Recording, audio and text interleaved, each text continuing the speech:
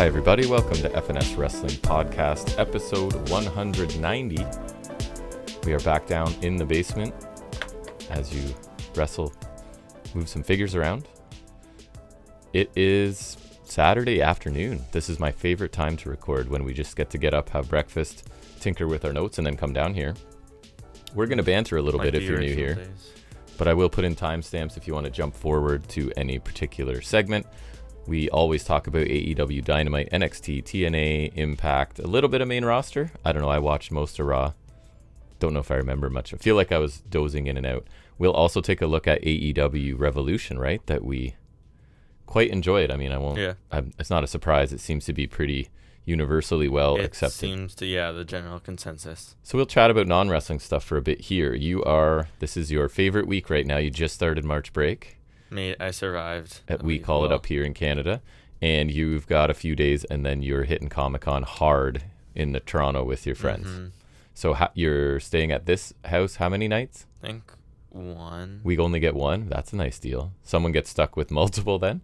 The only other person local. So. Yeah, that makes sense. Yeah. Unless we want to So what are your plans? You're going to go train down? We're going up first. They're coming here. Yeah, we'll take the train up, and then we're gone 3 days. I mean, we'll come back here, but we're gone for the full day downtown, back up here to sleep.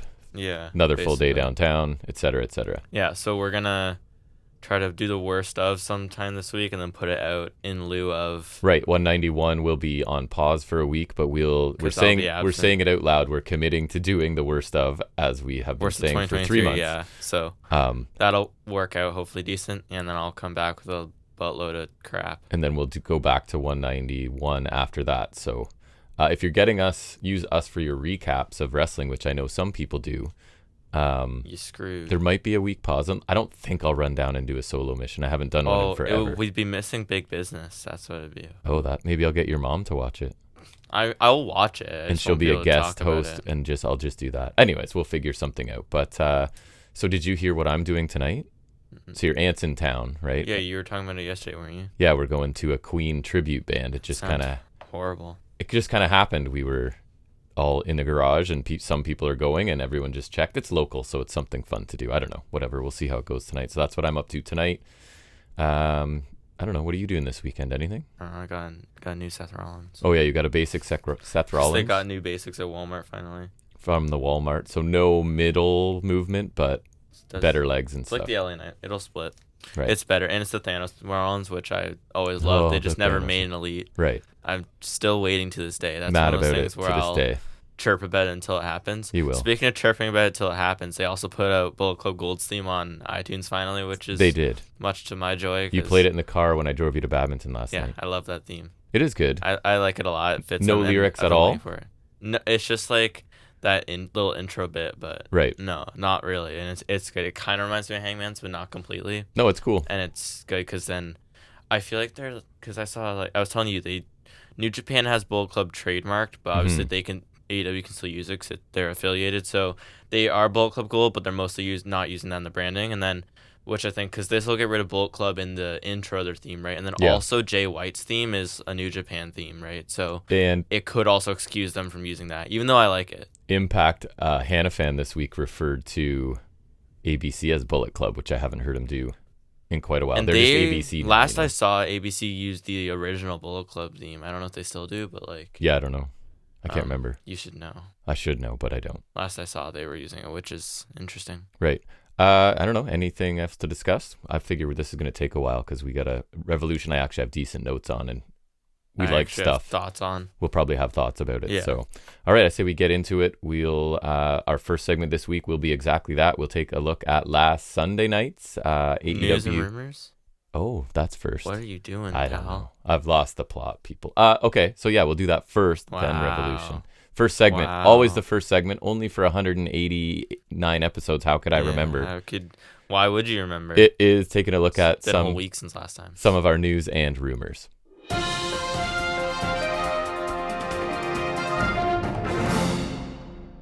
right, the first thing we do is take a look at some of the ratings from the week.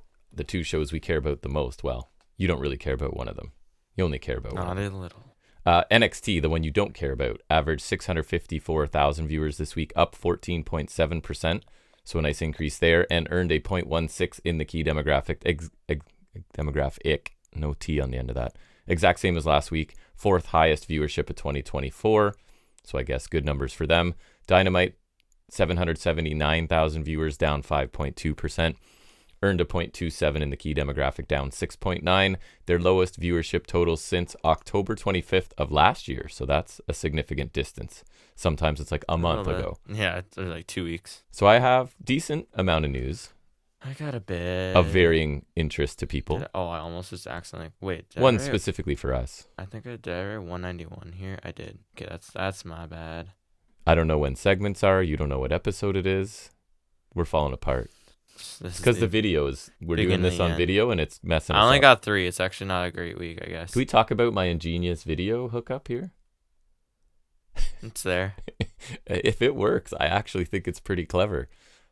Instead of a tripod that was always in the way, this studio space is incredibly tiny, like tiny. And so the tripod was very cumbersome. Taking up space. So I took a candle holder that mounts to the wall and have a tiny little tripod with the camcorder somewhat precariously perched. This would be great for audio, but it's working. Here's talk about a camera. It's kind of funny. I like it. But anyways, go ahead. The main news of the week, I guess, is Kazuchika Okada is officially All Elite. He is. Debuted on most recent Dynamite, and that's something. Yeah.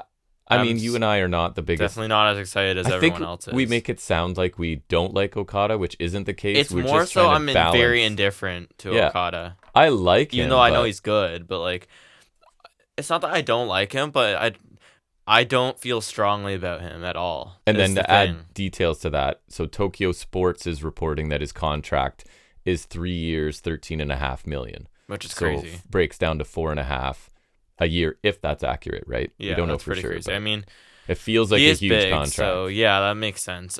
Yeah, I just I never felt super strongly one way or another. Whereas because I've seen him a few times at the Forbidden Door shows, and he's appeared on Dynamite a couple times, and it's he's really good and all. Obviously, he would have to be given how big he was for New Japan. Yeah. But also at the same time, I feel like he was kind of stuffed down some people's throats, kind of in the manner of Roman, which is kind of why I would draw that comparison sometimes, because I always felt like every time someone would win a title, I'd see Jay White win the title, I'd be like, yes, and then Okada beat him for it, or no, it might have been Tanahashi, but then it always works its way back to Okada, which is I guess, but it's just I feel like with Omega or Ospreay or White, there are these matches where I'd hear about them, they're good, and just something about them appealed to me, right? And then you see them in the matches and they win me over. Ospreay, we didn't used to care about, but then he got better and better, built hype, and then over the last couple years, he's one of my favorites. For sure. And same with Jay White. So it's with Okada, I've seen him, and it's just, even the matches with Danielson, they're really good, but they never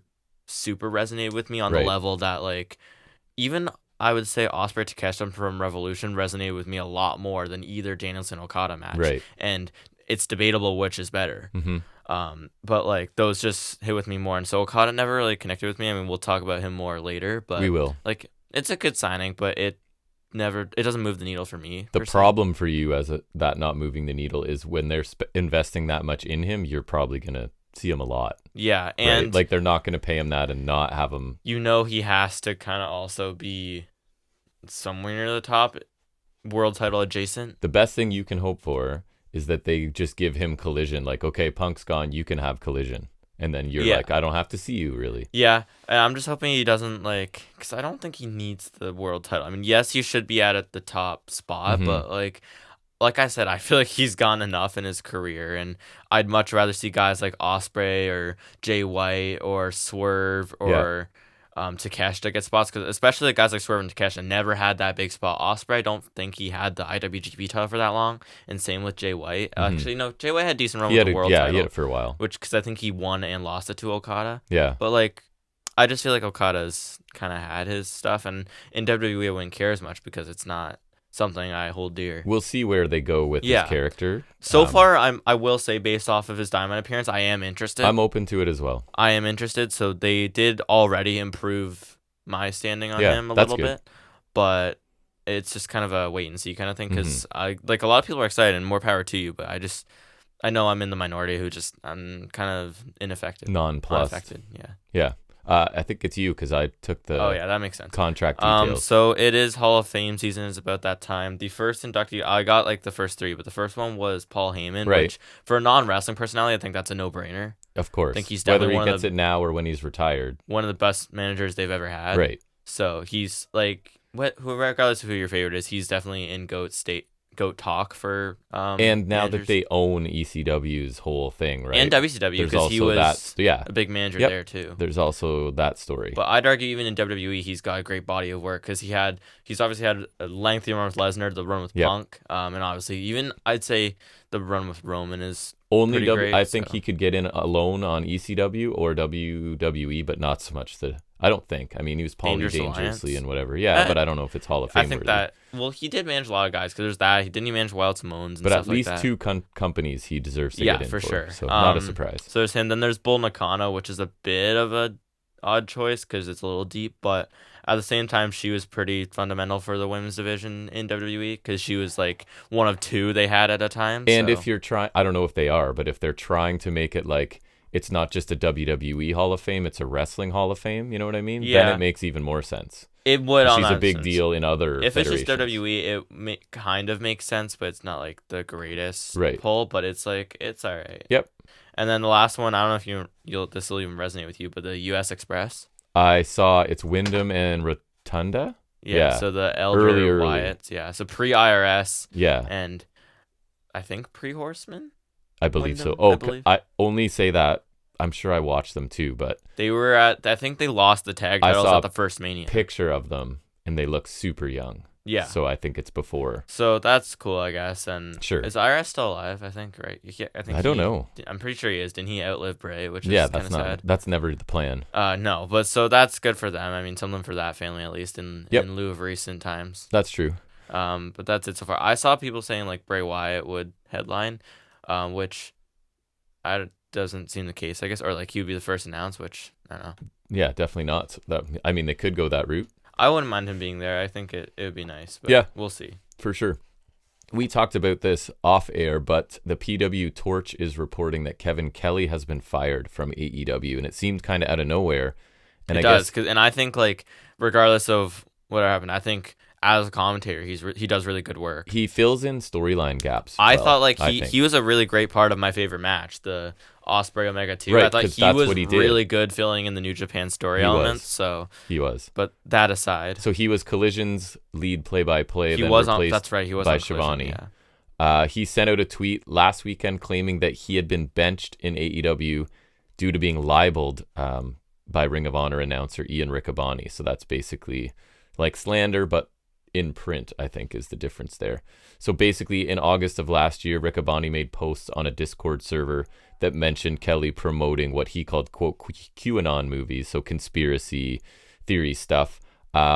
I don't know how Discord works. Your brother's been on it. I don't really know. We might need to at some point chat thing. I think, and for the podcast, we could try it someday. I think people use it to play games. Like I think it's like some call and chat thing for. I think so too. Games. I sound old talking like that, but I don't really care to use it. So you're an old soul. So Riccaboni admitted that the Discord posts were made by him, and he said he doesn't really understand how Discord works.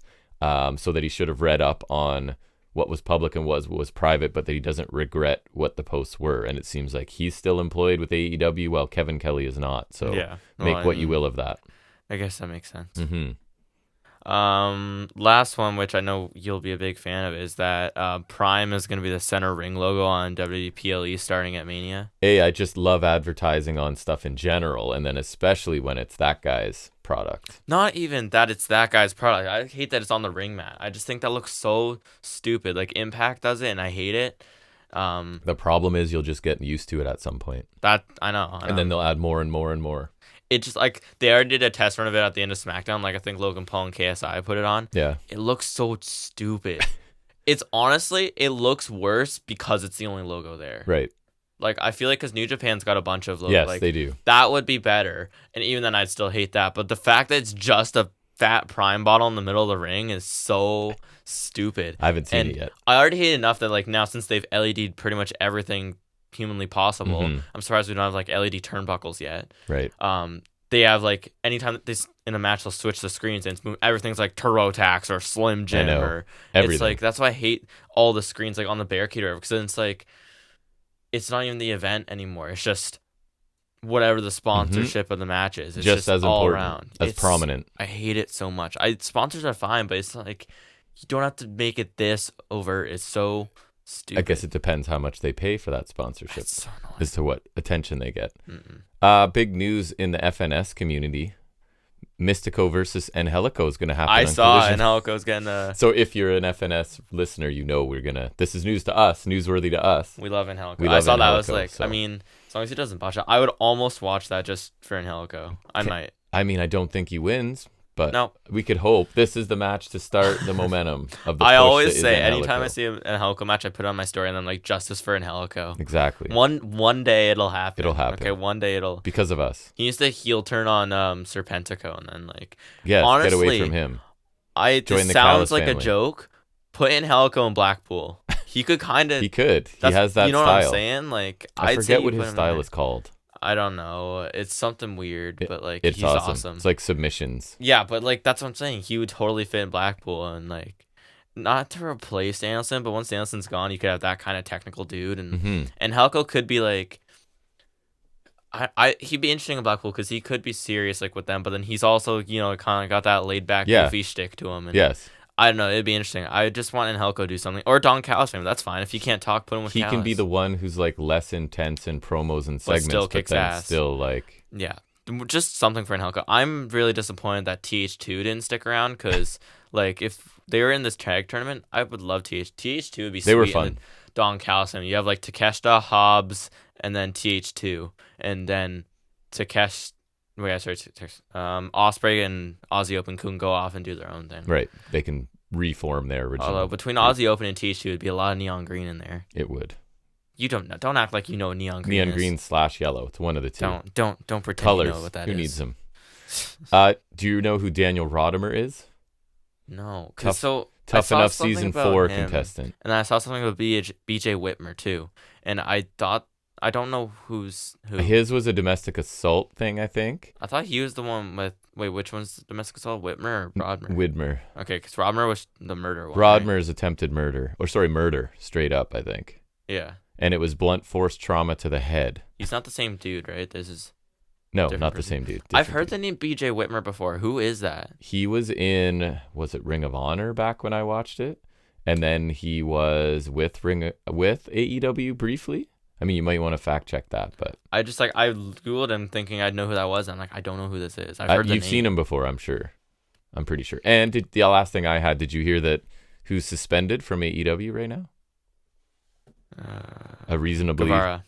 Yes, Sammy Guevara, reporting that it's related for doing a public service to the no DQ match with Hardy, where the shooting star the knee to Hardy's face that makes you so happy, but he was supposed to go to the finish right away, and he still gave him the go to hell, right? So that is not concussion protocol.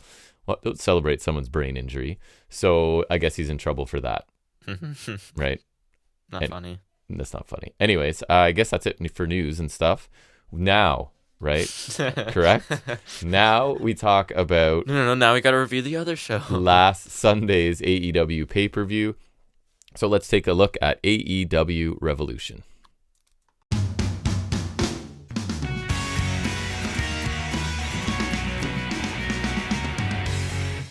All right, let's talk about this show. One thing right away to contrast is they don't waste a lot of time, man. It's basically quick story recap, next match, right? It's not quick story recap, vignette on characters that aren't on the show that NXT loves to do, or like kind of does that too. Advertisement commercial for something woven into this, right? So it's much more efficient. I feel like I don't get as tired watching their stuff. No, maybe for sure. Partly due to the in-ring as well, but I did not watch the pre-show. I'm trying to find Pac's segment because I heard it was pretty good. Pac is back. Pac is back and angry with Tony Khan apparently, so we'll see where that goes. Yeah. Hopefully that was just a mention and they're not starting to involve him in storylines, because that for me is a red flag for a company. If he starts putting himself in storylines, I don't think I'll get he nervous. is, because I don't think he should, because No, he's kind of me either. awkward and whatever. But He is. stage was really nice. It was Oh, yeah, nice talk and about big, it. Nice screens and whatever. It had like, it didn't have like the columns to it or whatever of like the LED screens, and then had like little screens on the stage too. I don't know. It looked nice. I like their setups usually. It was beautiful. Yeah, it looked cool. The opening match, we're getting Christian Cage defending whatever his title is. TNT. There you go. Against Daniel Garcia. And apparently something happened on Collision to keep Garcia's people away, but they don't really clarify it. Luchasaurus beat the crap out of him. Is that what it was? Something like that. Something with the chair. So there was no Menard, and is that it? Who else would be there? Just Menard. Parker's off with Soho, remember? Oh, yes. He's spinning off into a different storyline. So both Waynes and Luchasaurus are with Christian, so you would think that might be a problem. Nobody with Garcia and people with Christian. And this note just says, quite the pants on Garcia. Yeah, they were kind of like pinkish, and they had like a lot going on there. I feel like he should go back to his actual wrestling gear. That's perfect, because I didn't remember, other than I made that note. I didn't remember the details. So I thought a bit of a slow start with Christian escaping to the floor for support from his group. Christian then tweaks his ankle. Not really, though. Leads to an eye poke to shift momentum right. And remember how annoyed I was getting with Nigel? Remember his pronunciation? Christian Cage. Every time. Really annoying me. 5 minutes into it, and I make a note that not much is happening. Christian is really super deliberate while he's in control of the match. Christian off the top onto Garcia on the floor. Christian starts trash talking and saying things like, make your father proud. We get a chop block that shifts the momentum. Garcia starts targeting Christian's leg. Garcia has an awkward landing on the... Do you remember what this means? Garcia, quote, awkward landing on the floor, unquote, is awkward, but not in the way they mean. No, I don't. I'm like kind of picturing it, but I think what I meant was he didn't really land what he was supposed to land. And that's what made it look awkward. Did he like fall off delayed or something like that? I can't remember what it was. I don't know. This is the details you're supposed to fill in. Cage keeps knocking Garcia to the floor for a count out, including running him into the ring post, which looked pretty good. Sorry, looking for a count out, but not achieving it. Wayne gets backdropped over the barricade, sort of onto a chair. They said it was onto a chair. It was not really so much. Turtleneck corner punches are karma. I think that's commentary said that. And I was like, why? I don't know what that means. Yeah. Crowd is relatively quiet 12 minutes in. Christian runs into the steps, pleads for mercy, hits a reverse DDT onto his knee. Luchasaurus chokeslams Garcia behind Aubrey's back. Frog splash for a near fall as the crowd starts to wake up here. Daddy Magic ends up showing up. He takes out Luchasaurus. Mother Wayne steps up to him, and then Luchasaurus and Daddy Magic, remember, they just kind of awkwardly fight up the ramp and away from the match for some reason. Christian's leg gives out. Garcia hits a pile driver for a near fall. Got a pretty nice reaction. The crowd's starting to get involved. Ref is distracted again. We get a Wayne cutter to Garcia. Kill switch. Kill switch, and Christian retains after almost 18 minutes. I thought it ended up being like a slow start aside, an enjoyable match. I thought it was good, not great. Agree. Christian was like methodical, and then things picked up somewhere near the end. There was a couple believable falls. The crowd kind of got into it. The heels at ringside got involved, as you'd expect, right? But not a ton. Like, it didn't annoy me. Not a crazy amount. Not like an overcrowded mess. Like, I'd be like, what's my line? Like, too many moving parts or extracurriculars. I didn't feel that way. Here. So Christian winning by shenanigans makes sense, right? That's basically what he does. Pretty good match, not the hot start. I gave it 3.5 stars. Like, I liked it. Yeah, I'd give it maybe like 3.25. I don't think I enjoyed it quite as much. Like, it was a good opener and all, but not exactly a hot start. I felt like more of a middle of the road match that probably should have had. I think the next match was definitely more suited to be an opener. Agree. If I'm remembering the order right.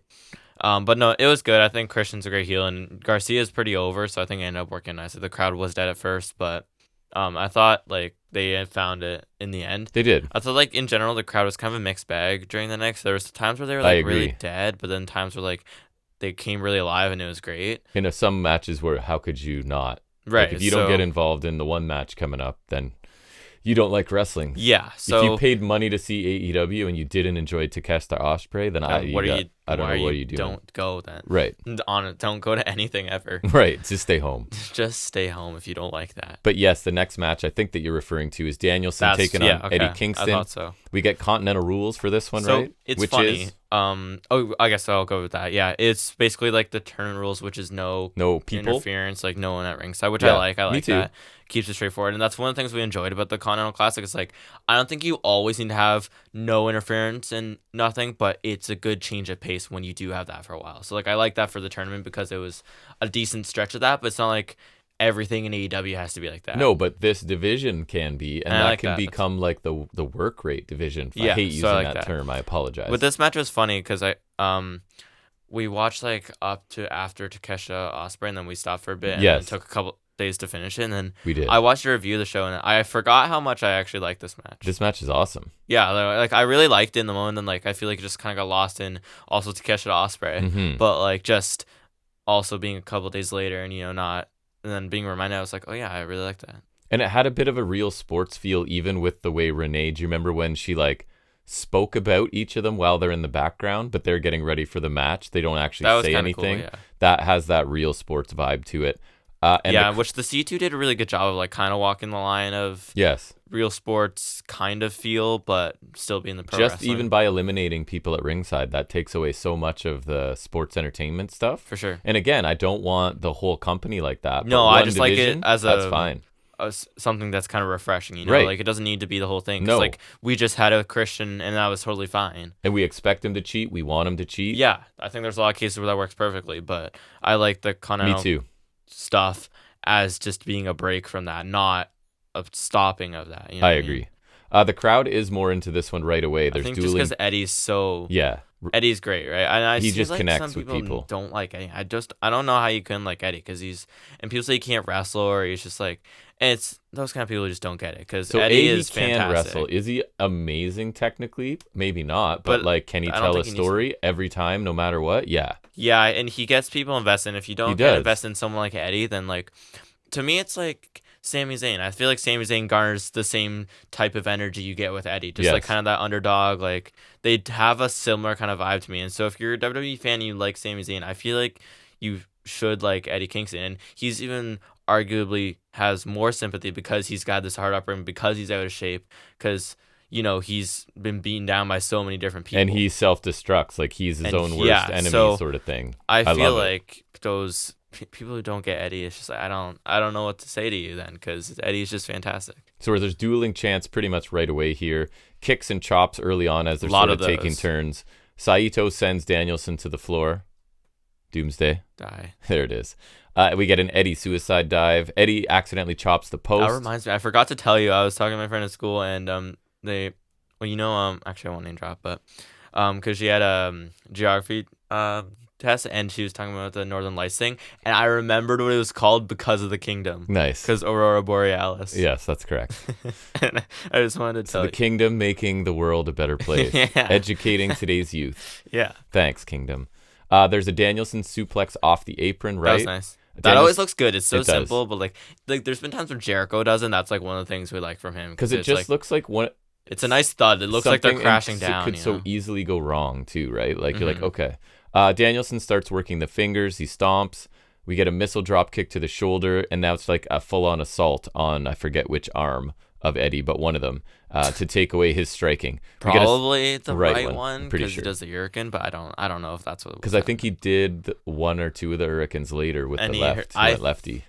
yeah, or like he was doing with think. his right, but he hurt Yeah. or something like that. I think you're right. Sudden exploder by Eddie finally stops Danielson. We get a stretch plum, but Danielson goes back to the arm right out of that. Which is a nice callback because that's what he beat Jericho with. That's right. Which was the match that Jericho was supposed to shake his hand, then he didn't. That's how Jazz started, and thus began 2 years of suffering. I was just going to say, why did you mention them? 2 running corner drop kicks as only Danielson can do, but the third one misses. Nasty looking dragon suplex by Danielson for 2. Avalanche butterfly suplex into a submission by Danielson. Beauty. Eddie fights out of the shoulder capture suplex, back fist Northern Lights bomb for 2. Another back fist, but Eddie sells the arm. Danielson kicks it. Northern Lights bomb's an interesting move. It looks kind of cool. Yeah. Psycho knee for 2. Wrist control stomps to the head and a triangle sleeper. Eddie eventually gets to the ropes. Super loud crowd, dueling chants Commentary now. made a good point. That's how Danielson won that 6-man on That's right. on the go home Dynamite. So that was a nice callback. Yes kicks, but Eddie's defiant now at this point, as he tends to get. Dueling suplexes, but Eddie gets the last one in. just an insane slap exchange. Oh, like yeah. just They're full just on absolutely slapping each other. eye-facing the crap out of each other. It was awesome. Big smacks. Lariat counter to the Psycho knee. Eddie powerbomb, high stack. Eddie retains after 19 minutes. I like that he's won with like a very few different moves. There's like been the Northern Lights bomb, Yes. there's been the Hurricane, there's been the power bomb, and I think the power bomb is like reference to one of the Japan guys he likes because it's like that stack power bomb like you were saying. Yeah. And so I like that he's got like a few different things. I feel like because he likes the All Japan guys, he should start busting out a burning hammer, Kobashi style. Absolutely. Maybe not on Danielson. But. So part of this is Danielson's supposed to shake hands with Eddie. Eddie almost like assumes he's not going to and gets ready to leave. Danielson ends up eventually does. Yeah, shaking so that his was hand nice. and even Crowd the loved touch it. where Danielson went to raise his arm and Eddie couldn't raise the right arm, so he made him go to the other side. I like that right? too. That was nice. That's smart stuff. So I thought this match was awesome. I thought it was great. Yeah. Right, you get the master technician just dismantling somebody, and that somebody is like one of the classic underdogs. Like you root for never him. say die kind of thing. It'd be hard to choose better people if like this is the story you're trying to tell, right? Like these are two of your first. And I think picks. when Danielson's a heel, he's so good at being this arrogant prick who's just better than you and he's gonna dismantle you. And I think like he's just toying with you. And that works so well with Eddie because of that self-deprecating thing he's got going on, where he's always self-destructing, getting his own way. But now he's like king of the bums. He's king of the bums is the thing now, right? Because he's beaten Claudio twice. He's beaten Danielson. He's beaten Mox. So now it's like, yes, he's beaten all them, but Danielson still doesn't respect him. So Eddie's still somehow fighting from underneath, even though he's coming off wins against Black Bull. Yep. So it's interesting. And the style here is nice because you have the technical work from Danielson, but then both of them trade like hard shots. All the chops and slaps and kicks are heavy. They have some really nice suplexes in there. A lot of that. The crowd added a bit to a bit too because Eddie gets them going, and that's what I love about him because he'll get a crowd hyped, and that's important. And Danielson just keeps having incredible matches on his way out, right? Like I don't know if he's ever going to win again. He just keeps I don't think he has to. Everybody it's one of those over. Situations, yeah. And I think not only this he may win match, matches, maybe not feuds. You know what I mean? Yeah. Not only this match, but just Danielson in general kind of elevates the stock of this title. Because I feel like we were saying after that tournament, which was awesome, like Eddie hasn't been defending it. Like I think his first defense was against Trent. Yeah. Right. Which no disrespect to Trent, but like yeah. that we were saying it doesn't exactly bolster the value of the title. So I feel like matches and feuds like this do bolster this triple crown. Way more. Right? Like if it's supposed to be this grand triple crown, which I think if it's this 3 title thing, it should be obviously. It should be established people. Guys like Danielson, and obviously later on we'll talk about Okada. To me, that already boosts the stock of this title, which I think is good because I think it should be like, in theory, if it's this 3 title thing, it should be, I feel like, above the mid card titles but below the world title. Yep. It should be in this like upper mid card echelon kind of thing. And again, that's where the workers go because you can't cheat. Right. And so I think a match like this does elevate this title. And I hope that we get more like this because then this will mean something. And I want you because I feel like the stakes of the C2 were a little underscored. Yes. But I feel early like on stuff like this could help this crown. I gave this 4 stars. I thought it was excellent. I give it 4 stars for sure. And I think I'm a tough marker in this sense because I don't give a lot of 4 3/4 or 5. So 4 stars for me is a very good match. Really enjoyed it. We then move to the All-Star 8-man scramble match, which is probably one of the rare low points on the show. Yes, I agree. But also expected, so it's okay. Most of the meat dudes plus a couple others, I guess, right? I will say the sequence where all the big guys were going and the crowd were chanting meat. You loved it. I hated it. Making me laugh so hard. I was watching you be funny. amused, and I was like, "This is so it annoying." was so funny because I remember that happening in the Hobbs Miro match from All Out, and it was kind of funny, and just like all the 4 guys doing it, and just it's not quite yeet levels annoying, but it's so funny. it's not really far behind. Yeah, the yeet thing's stupid because it's like the same thing, but it's old, so it's like kind of stupid. It's like this old internet thing that's resurfacing for no reason. The meat thing, it makes me laugh. So Hook, Powerhouse Hobbs, Lance Archer with Jake Roberts there, Magnus. Lance Archer resurfaces for once. Brian Cage with Nana, Wardlow with Adam Cole, Taven, and Bennett, and Dante Martin. Sorry, Dante Martin in the match, not with them. Yeah, so let's and Jericho pick apart this field for a second. Go ahead. Since we didn't have, I don't think we were working with the full selection when we made our predictions. No. But so Wardlow, hate him, but arguably makes sense a little because he's been gunning for the title. Wants a title shot. Been talking about a title Correct. shot. Hobbs, he's been doing pretty well with the Don Callis family. I'd say you can make a good case for him. A case, I wouldn't say good. I'll allow a case. Hook, he was world title adjacent before. Good He is match with Joe. dominant. So I say you can make a decent case for him. Maybe. But not really. Dante Martin. No. Why are you here? Magnus? I love Dante. Don't Yeah. get me wrong, I love him. But Same. I would have picked because I think he beat Penta and Brian Keith.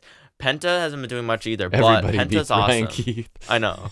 Brian Keith's just in matches. Yeah. But Penta would have been better. Magnus does not work for this company. He beat Matt Sydal. I'd question Matt Sydal. So in their defense, not in their defense, no.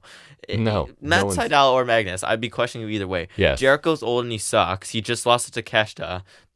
Don't put him anywhere. We are not high on Jericho right now. Archer, It'll come up where later. does Archer go? He goes away and then resurfaces. Does he go for back no to reason. Japan all the time? I don't hear about it. I don't think so. Am I missing anyone else's? know. I think that's it. That's it. There's maybe 3 people I can make a solid case for, and that's it. By the way, I assume we both picked Wardlow. No, for the first 2 matches. Oh. We both picked Christian. Yeah. Pretty sure we both picked Oh, Eddie. I should look at that then. Yes, you should find that. I'm pretty sure we both picked those. Yeah, and then I think we both won. So I wasn't quite clear on what the rules of this match were, and I think even you were like, how does this end? Is it elimination? Is it a pinfall? Yeah, because to me, the scramble sounds like the WWE Championship scrambles they used to do, where it's you have a certain amount of time, the guys enter. So it was kind of like Iron Survivor, but different because it's the guys enter at intervals like Iron Survivor, but it was you get a pinfall, you're the champion, the quote unquote champion, and then whoever's got the most recent pinfall when the time expires is the winner. So that's what the scramble means to me. To me, this was just like an 8-way. Yeah, it was. This one was different. Yep. So we get 4 big guys right away posing early on, and then it's like a shoulder tackle battle with Meat Chance, and then clotheslines with Meat Chance. Wardlow and Archer end up alone in the ring, so they fight for a bit. Archer does like Undertaker's old school into a moonsault, and then tries a second time, but he gets caught by a spine buster from Hobbs instead. Wardlow does a Hurricane Rana, which always catches me by surprise. I have to give him credit for that. Then we get the smaller guys in, and I wrote that I almost forgot about them. Yeah, I didn't love that because while I did find the Meat Chance hilarious when the 4 guys were going at it, it was like you can literally just see the other guys are waiting Standing there. which on one hand I'm like, that's stupid, but on the other hand I'm like, I don't want to be in there when those 4 guys are going at it. So it's like you can at least excuse that, but I didn't like that it's like these 4 guys are going, then we have to like switch the other 4 guys, and it's like... So yeah, we're at that point now. The smaller guys come in and they basically do the same thing as the big guys did, like a ha-ha, but they're smaller, and it felt kind of contrived. And I would like to say Jericho's out of place completely here. Yeah, it's kind of in between because everywhere. Neither big nor young. Dante, Magnus can all do some decent things. Yeah. Except that Magnus was all right. He was fine. Jericho, why is he here? Like, I keep saying it. He's helping to get the young ones over. When has he done that? Never. Yeah. Dives and flips onto the big guys. Hook double sledge off the top. Like, not the most exciting. It's like, oh my god, risk. Hook's going up top. Yeah. That was basically the only reason for that. Quadruple superplexes splashed by Dante. Remember Dante clipped the ropes on a dive? Was a bit... He pulled a top dollar, which kind of made me sad. But it wasn't clean, as usual. Magnus 619, a rolling cutter to Dante. Bow and Arrow Jones we got from Taz. Not sure who applied it. I just noticed when he says things like that. Archer dominates Magnus with chokeslams him for a 2 count. Stereo lion salts to Archer. Parade of brief one-on-one matchups happen here. Wardlow Germans for everybody. Red Rum to Wardlow. Walls. What? Oh, and then Walls of Jericho to his other half. So Wardlow is in 2 submissions at once here, I think. Yeah, I remember. Hook with some suplexes for Jericho. We get a World's Strongest Slam to Jericho on the floor. There's a reference to his smoke machine and something. Remember, Jericho randomly got sprayed with a smoke machine or something, and they were talking about the smell, and then it was just never mentioned again until randomly later in the show. Yeah, it was just an odd little moment there. It made no sense to me, and I still don't understand. Then we get a high impact move parade with near falls. Dante gets shoved out of midair. Last ride to Dante. Wardlow wins after 18 minutes. Kind of what I thought it would be. Lots of pre-planned stuff. A little bit annoying at times. Some cool moves along the way. I think Jericho was the least noticeable in here, which is fine. Yeah, but still... Because if I notice him, I'm probably not going to like him at this point. Magnus looked kind of cool. The big guys got to do their thing. Felt like a filler throwaway, get some guys on a pay-per-view card. Yeah, it was all right. It wasn't bad, but it just felt like kind of a lull, and it was just kind of a random... Yeah, I went 3 stars, average. 3 stars, yeah. Wardlow wins is predictable. I said empty calories. A little bit of fun. but like we knew who was going to win, right? He's the only one with a main event story or ish story. Yeah, anything of the sort. Yep. All right, then it is Orange Cassidy defending whatever belt he has. Which International. There you go. There's too many. Leveled up Atlantic. That's right. He's taking on Roderick Strong here. I feel like I'm going to like this match more than a lot of people. You might be with me. Just because I like it. Cassidy's ribs are covered in tape, right? He has to be taped up, which for a guy who is the messiah of the backbreaker seems like a pretty nice formula, you know? And that's kind of what ended up here, right? So we get a pocket-assisted backbreaker, right? That was cool. Yeah, that was an interesting one. Cassidy gets dropped back first on the barricade. We get a Cassidy flurry, but he's still selling his back the whole time. Roddy grabs him and just kind of plants him. Repeated Roderick Strong backbreakers, right, of various types. It's not like the same one over and over. He's got a lot of them. Gut wrench into the backbreaker across the top turnbuckle. That was awesome. Looked awesome. Maybe not the best turnbuckle spot yeah, I was going to say, it was awesome, but it was also outdone later in the night. It was. So. Strong then bends Cassidy backwards around the ring post, like as Strong's on the floor. It looked cool, like a good spot to target the back. Cassidy DDT is countered into a nasty looking rib breaker. Cassidy counters into a stun dog, but Roddy fires back with a backbreaker. This is all about Roddy just focusing on that midsection and just delivering punishment. Lion Tamer to Roddy. Satellite DDT by Cassidy, diving DDT for a near fall. Cassidy Panama Sunrise for a near fall. Orange Punch gets countered into a backbreaker. Rising knee by Roddy. Orange Punch for Cassidy. Eventual beach break, but Roddy gets his foot on the ropes.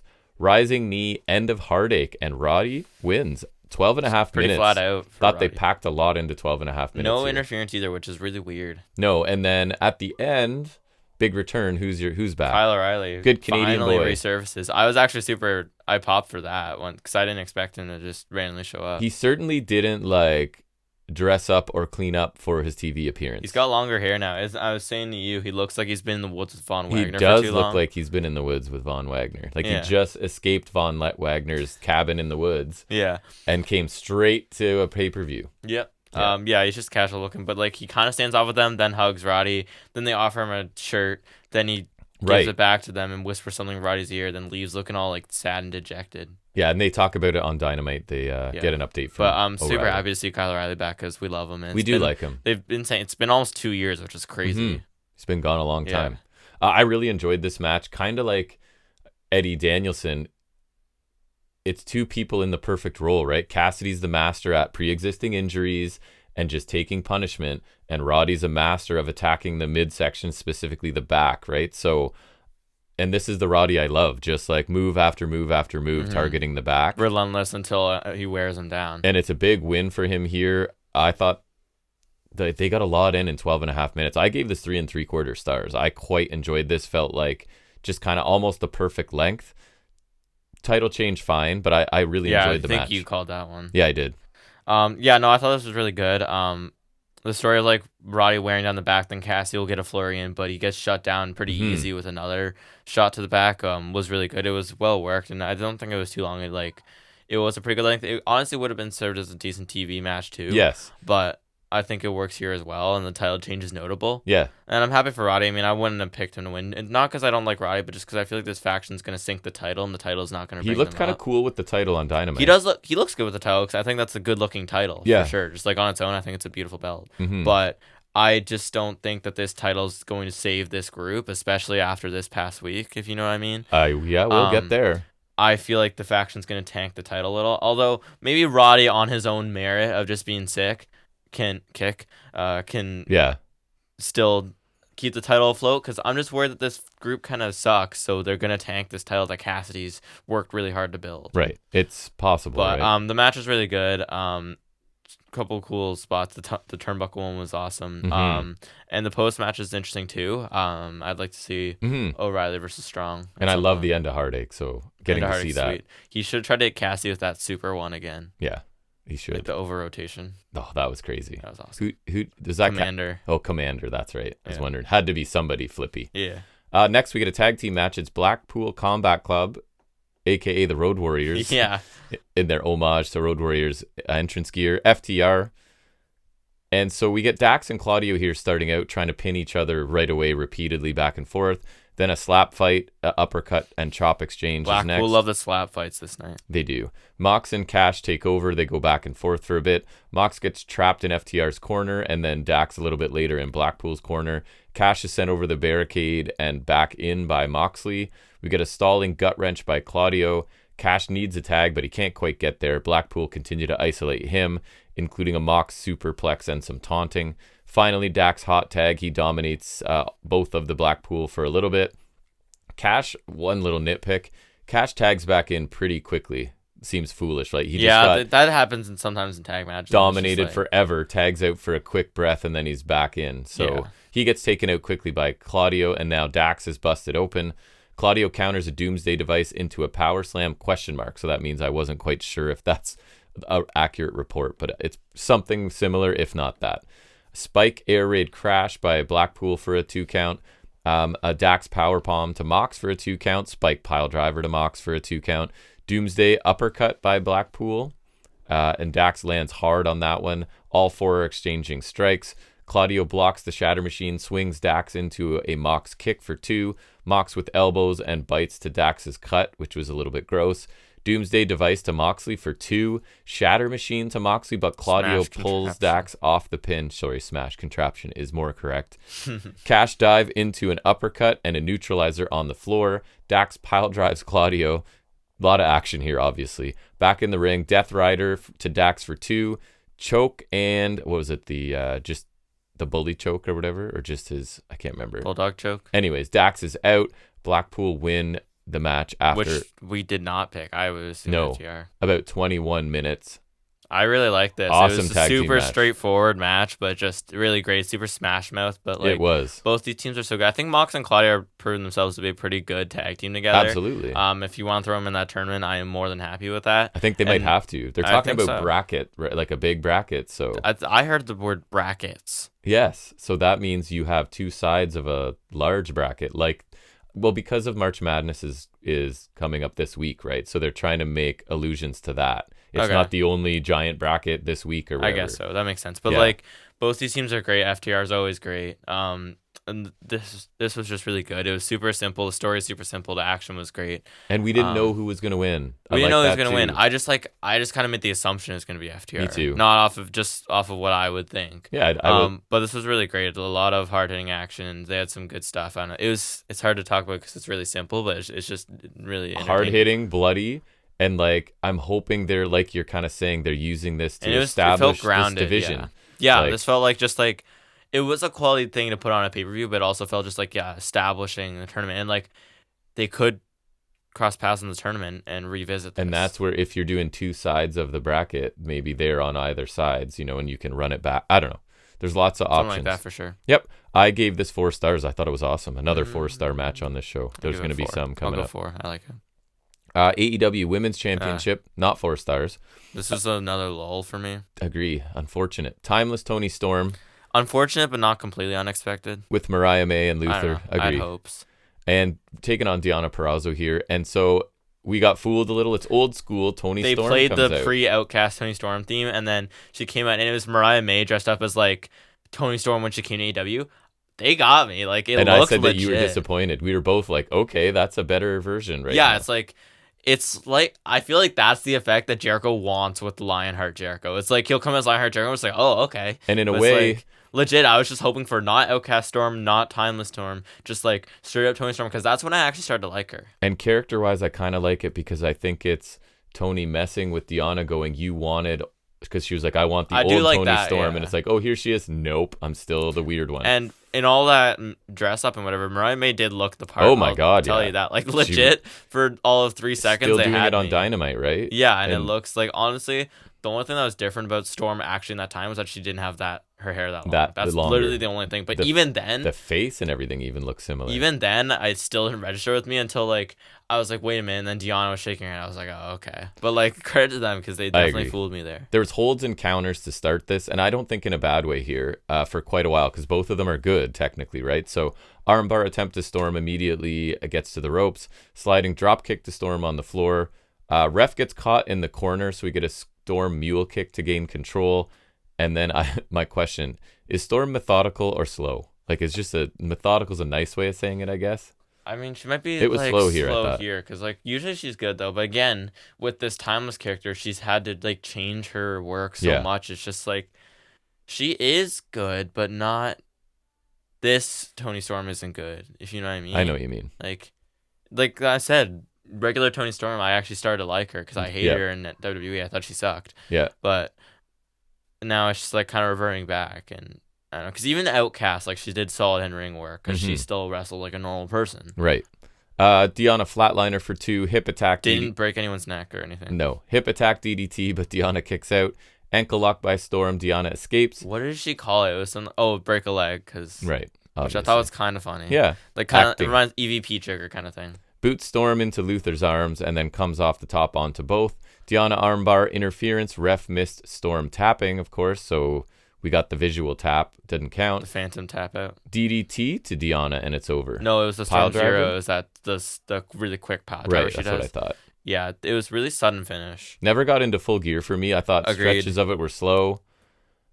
It didn't feel like the bitter feud, like former best friends that traveled the road and blah, blah, blah. It just felt like two people having a pretty quick match. Any of the feud really felt like it was like I thought they were starting to do a solid job building up the friendship thing, but then like it never really felt as heated as I think it was supposed to. I agree. And I feel like the match especially lacked heat and just lacked like exciting action. So I feel like if you had another 10-15 of like super exciting near falls and ending sequences, then it would have been warranted, but I feel like it just really built up to nothing. And then like the finish I might have expected after, again, a more drawn out match, but it just came kind of suddenly. Mm-hmm.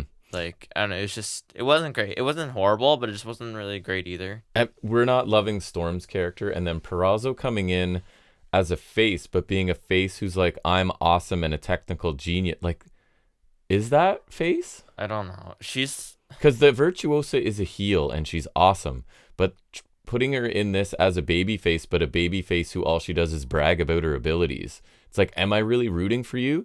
Because the crowd really likes Toni Storm, right? So it's, I don't know. I think but it's like the Toni dynamic Storm's not was really a little bit a twisted. baby face either. No.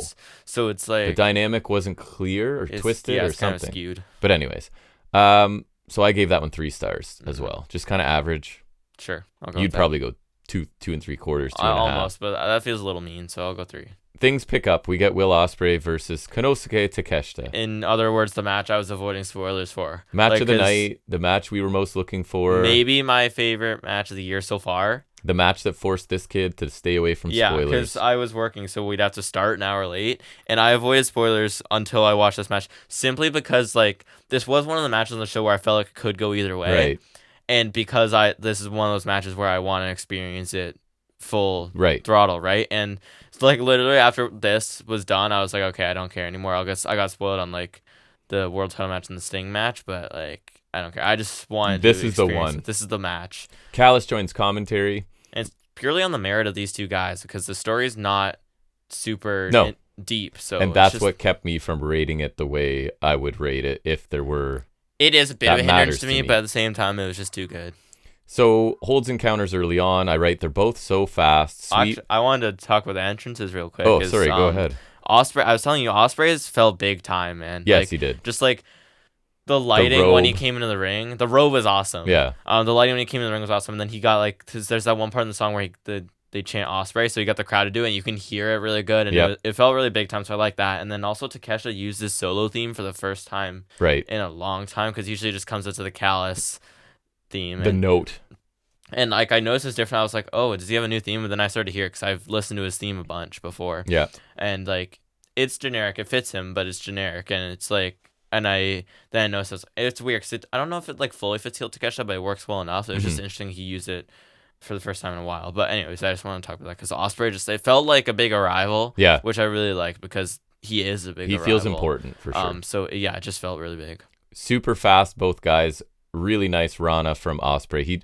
His is so quick, right? It just looks more effective than everybody else's somehow. Somewhat forceful for how quick it is. Takeshita Lion, Jack is happy. Stiff forearm delayed superplex from Takeshita. I wish he got more run up on the Takeshita line because that's when it looks best. Wasteland and a second rope senton by Takeshita. He does a really good diving senton. Yes, it looks heavy. Yeah. Stiff forearms out of a reverse DDT grip by Takeshita. I didn't know how else to describe it. He was like, kind of like holding him over and then like just forearming him down to the mat, kind of, yeah. Springboard elbow strike slows Takeshita finally. Flipping corkscrew kick by Ospreay. It's that handspring into the corkscrew kick that looks awesome. Crossbody to the floor. High back suplex by Ospreay for 1. Sudden Takeshita fireman's carry faceplant and a running kick to the face. Dive to the floor. Both men are down. That's a nice sequence he always does, like the fireman's carry, facebuster, and then the drop kick. It looks awesome. Knees up on a Takeshita top rope senton. High angle bridging German by Takeshita for 2. Yeah, Ospreay like perfect on his shoulders and neck. It looked crazy. It looked awesome. Awesome flurry with too much going on to keep up, culminating in a flipping crossbody question mark by Ospreay. You know that where they sort of look like they're running at each other and collide, and he just does the Spanish fly. Yeah, is that what it was? Yeah, it looked a little weird right here, into but a pinfall, right? It was, but that was like Spanish fly. I don't remember exactly what the sequence was, but it was awesome. I was too fast for me to bother without having to pause and go back a couple times. Kicky, choppy, something. Strikes to Takeshita with the last being a rolling elbow. The ref is checking on him. Huge forearm from Takeshita and another. Yeah, so he hit him with like a couple forearms that looked awesome. And then like Ospreay came back with kicks, and then Takeshita hit him with like the mother of all forearms. Yeah. Like it was honestly probably better than that one he hit with Ishii. Oh, it's right here. Ospreay is defiant. Elbow pad off. Takeshita kills Ospreay. Jack giggles. It was like, it's one of those ones where they hit him so hard, you have no reaction other than to laugh at it because you don't know how to interpret that. Because he, like, when I tell you it was like quite literally the mother of all forearms, it's like a miracle that's not killing his face for real because it looked killer. Yep. It was crazy. It's one of those things I don't understand. Like I ask about Danielson stomps to the head, like why does it look like he's actually just stomping you in the head? Why is he so much better at that than everybody? Takeshita's forearms over Danielson's stomps because the forearms are crazy. I can't with Takeshita's knees and like the power drive knee or the Wagamama, it's so good. He's coming up again, but Cassius Ohno strikes give you the same vibes. Oh yeah, he had like the discus boot which always looks sick. Sorry, so many counters. Hook kick, tiger driver by Ospreay. That hook kick by Ospreay, like it's like a super kick, but he's kind of coming from beside or behind you, and it's believable because that angle they don't really see it coming. It always looks so good though. It's Ospreay, and you should know, but you never know when it's coming. It always looks so good, and he did it to Fletcher a bunch too in Dynamite. It's just It's so satisfying to look at. Awesome spot with the Os Cutter is caught into the blue Thunder Bomb. Oh my god, that was perfect. That's one of those things where like he catches him wrong or he messes up on the spin and it's done, but Takeshita does it perfectly. It's because it's almost like he's trying to do it in such an explosive, powerful way. He almost loses control of it, and I like that. It was it recovers was realistic, and hits it. Yeah, but Takeshita, like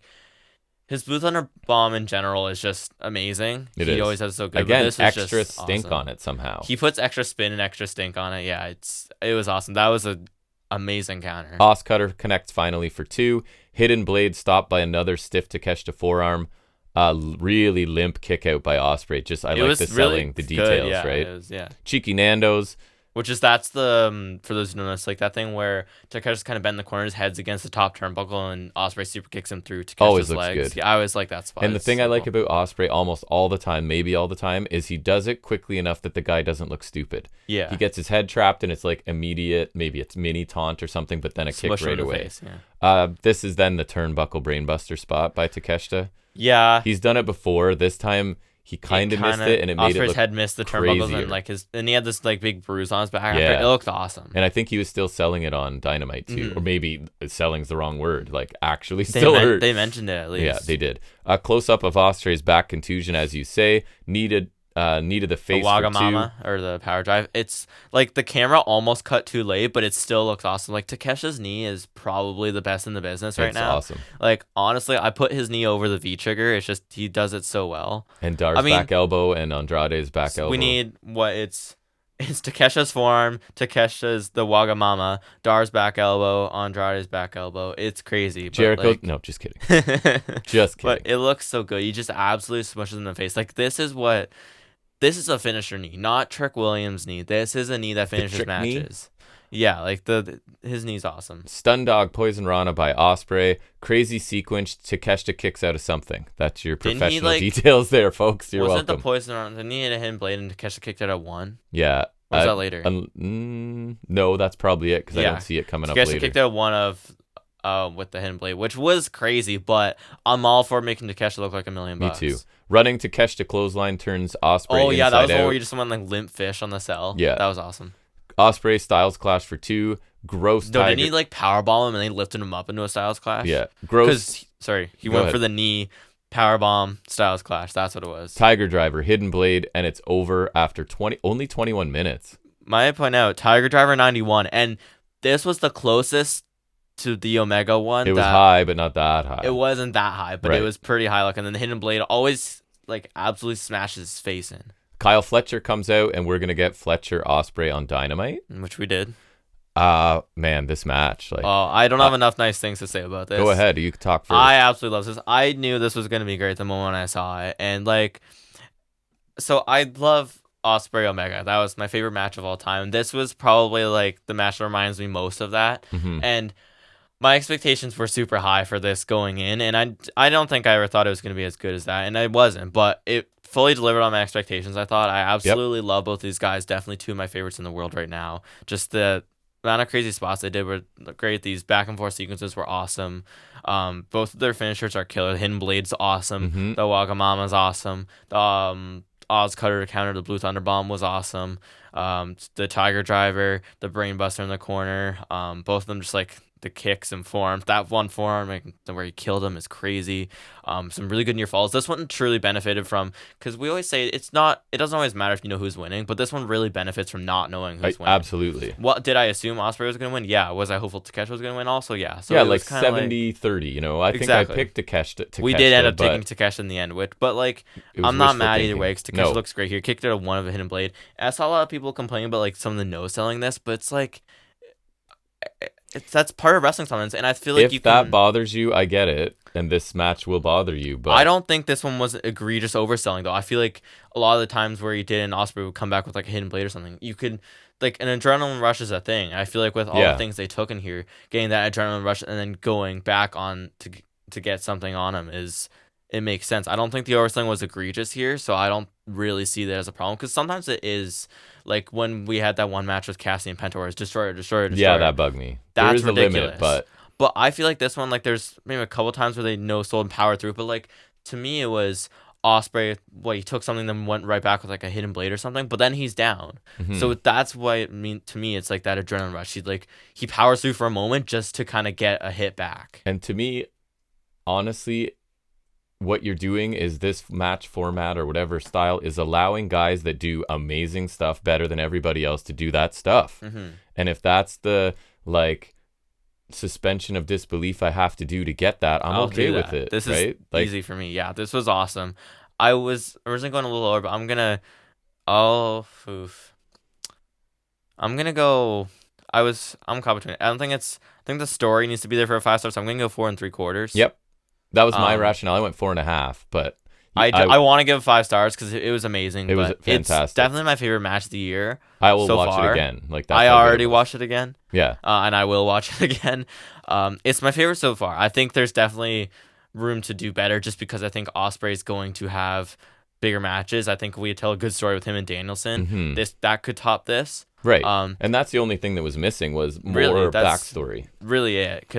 And I don't think anything's going to top Ospreay Omega, but in terms of this year, I think this will be topped, but it's still amazing, and I loved every second of it. This just felt like the only other thing I would say, 2 of the best wrestlers in the world just being given 20 minutes to go a million miles an hour. It did feel like what it was kind of supposed to be, because Don Callis thing was just like giving 2 of the best another one of the best to fight, and that's basically what this was. And it was perfectly delivered on that. Fantastic. It honestly felt kind of a little longer than it was to me, and I wish it was a little longer. If I'm being honest, like I would have gone even like 25 would be perfect. Yeah, they could approach half an hour and I wouldn't bat an eye. I would not have cared. But this awesome match of the night. Absolutely my favorite. If you listen to this to sort of figure out what to watch, you watch this. Watch the Continental match for sure, actually.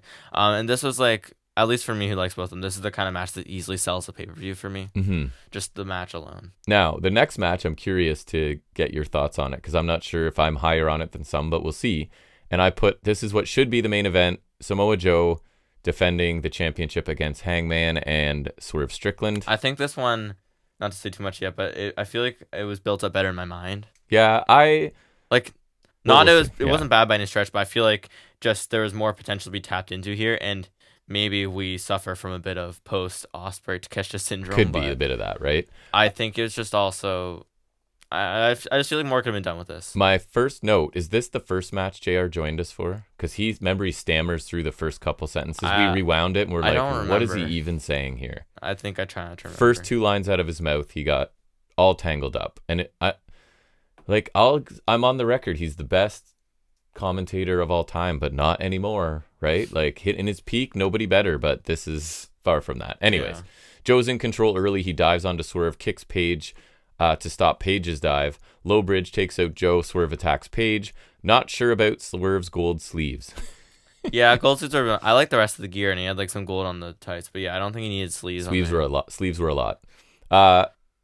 I liked Hangman's gear though, because he had like pink flowers on the side, and they had like pink on the from the knee pad. And I saw someone point out that could be like a flower pot, which is nice. And I like that it was all black on the other side, just kind of gives it like a little darker, but it had it's like a splash of color, you know. Swerve sees Joe about to get up, so he hits a senton to the floor and goes back to attacking Paige. Hangman hits a belly to belly and stops the momentum. An awkward kick out by Paige as Joe, I think, was late getting there. Yeah, remember? There's a couple kickouts that didn't quite work. Yeah. Joe back in control, powerbomb, and the Uranagi out of the corner, I think, to Paige into a crossface until Swerve breaks it up. Swerve gets headbutted off the top to the floor by Joe. Swerve is now bleeding under his right eye. Paige keeps punching Swerve in the face, and Swerve just keeps on laughing, right? He's trying to open up that wound even more, it seems like. Crowd is really quiet, I thought. Crowd is again a bit of it, maybe just so much energy expended in the match before, because I didn't mind the action here. Paige tombstone to Swerve. Paige counters Joe's corner Uranagi. Swerve powerbomb and rolling cutter with the float over vertical suplex. That smooth thing that he always does. Or sorry, what? No, he does the rolling flatliner. Are you sure? Muscle buster does it every time. Swerve stomp to Joe. House call to Joe. Then Paige for a 2 count. Swerve 450 to Joe's back. Swerve stomp. Paige kind of pulls out the ref. That was the other count that wasn't quite timed. Because he was a little late pulling the ref, but then he follows through and pulls the ref out hard, right? Because he's selling heel Paige now. Third buckshot. Paige belt shot to Swerve while the ref is down. Then another. Buckshot on Joe, then another. We get the visual pin, and I'll talk about... I thought Joe looked kind of dumb waiting for the buckshot. I thought he was going to like catch him with something. I really like this detail. I'll talk about it at the end. New ref shows up, but Joe kicks out. Third buckshot countered into a choke. Swerve with the twisting senton to both. That was awesome. Nana gives Swerve his crown, but Swerve gives it back because he's a babyface now. Like a lot of solidifying of characters here. Hangman assaults another referee. Beats up poor Bryce Remsburg. Another buckshot to Joe, then a Swerve buckshot out of the corner to Paige. JML driver, but Joe applies a choke to Paige. Paige taps in just under 20 minutes. So, I'll go first on this one if you don't mind. Okay. Result what I expected. Yep. Not exactly the finish I expected. I kind of liked my idea for a finish a little better. I was on that bandwagon as well. But I think they did a different take because commentary kind of went out of their way to point out Swerve that Paige kind of tapped out fast because I think he saw Swerve was going to get back involved. And the idea is that he tapped out to end the match, kind of like, no, you're not coming back and doing anything. Will sacrifice myself here. Right? Which is kind of what we were saying. I kind of like that. So you've got... All right. I like this match quite a bit. Paige attacking the ref solidifies his heel turn. Swerve solidifies his face turn, refusing to cheat. And I also liked that Paige's hatred of Swerve, right? Because he took out the referees to stop Swerve's pinfall. And then he hit the buckshots right after that, and the ref's not there to count the pinfall for Paige. And he got mad at the ref. Because he did that all to stop Swerve. It's like his obsession with Swerve cost him the championship. Which is kind of what we were saying, right? So it did kind of work out. It cost him the championship once by accident in the middle and once on purpose at the end. Because he taps out without... Because it's Paige. He should go unconscious or whatever. But it's almost like, nope, Swerve's going to come back in and stop It is weird this. that you would tap to the Coquina clutch too, yeah. So yeah, I thought that the storytelling in this, the action maybe wasn't a full 4 stars, but the storyline, especially of what Paige is doing here, brought it up to 4 stars for me. I really liked it with the storytelling. So I went 4 stars, which I feel like might be higher than some people. Yeah, I liked it quite a bit. I feel like it did fall kind of short of expectations because I feel like I wish the action was there more. Yeah. I feel like Joe was kind of a second-rate player here, which kind of A little bit bugs of me. the story between Paige and Swerve Did seemed to be the overshadow him a little forefront. bit, Yeah. which was also good because, like you said, they did really well. And I thought Hangman Page is probably the MVP of this match just because his I work thought so here too. was what kind of held the glue that held the match together for sure. And I think it does suffer from being in poor card placement Yeah. for sure because to catch Osprey, forget about it. Yes.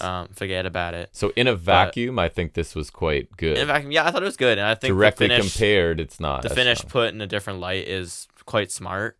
But yeah, I thought it was really good. I'd probably give it. I'll probably go 4 because I feel like 3 3/4 is too low. Yeah, I thought it was really good. So yeah, I thought it was good, right result, and I feel like the storyline was kind of there, Mhm. and you could even see Swerve going after Hangman more so in some regards. So Mhm. yeah. Main event time. I was not happy with the positioning of this, but who knows? I'm Things also could not turn out. surprised. Young Bucks taking on Darby Allin and Sting, Bucks have the Cody Vader, which is funny. and they use that his entrance, and you've got a bunch of old timers there, right? Steamboat and Flair. Who? And Wait, sorry. that guy. Who? That's Which one? the Which Richard Flair. Richard Fleer? Yes, Richard Fleer. We get a lengthy Sting video ahead of his entrance. Wait, which energy drink is your favorite? We got Prime and Woo Energy. Right. Oh God, that's a tough choice. The video was really good, but I'm not going to get into it. But it was was cool. really long. It was just staying in It the was movie well theater done. watching highlights, and they were smart because they can't really. There's a lot of Sting footage they can't use. Yes. So they used Sting like Surfer Sting in Japan footage and Yes. like pictures of him. So they had a smart workaround. Yeah, it sucks they couldn't use all the footage they should be able to have, but like they did the best they could. That was a nice package. His kids come out, Sting's that is, dressed as earlier versions of him. I thought that was Surfer cool. Sting, one's Wolfpack Sting. That was a nice touch. I thought it yeah, was a for nice sure. touch. And then he came out to the Metallica song too. Yes. Darby immediately dives onto the Bucks. Darby. Sting's kids get involved early, and I'm annoyed early on. I'm like, ugh, this is where we're going. So they hit Stinger splashes. It was fine. We get double Scorpion Deathlocks to the Bucks. Yeah, they didn't stay involved Sting for long. did the double Scorpion Deathlock, not the double Scorpion Deathlocks. He did like the double sharpshooter thing that Right, always to does. both that of them. never works ever. So at the beginning of this, I'm like, they're doing stuff that I wouldn't have made those choices. But Sting no-sells punches, of course, sends Bucks into the barricade. Tables and chairs get taken out. Bucks look real, like they really got chumped out in the early on. They did. We get a Darby coffin drop to both on the floor.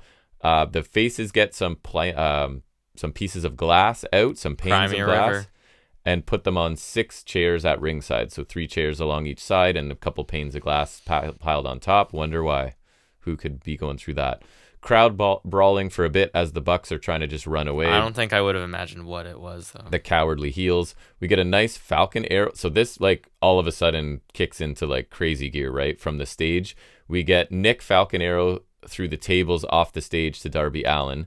Then on the other side, we get Sting suplexed off the stage through a table on the other. Like, so I'm like, Good for okay, him.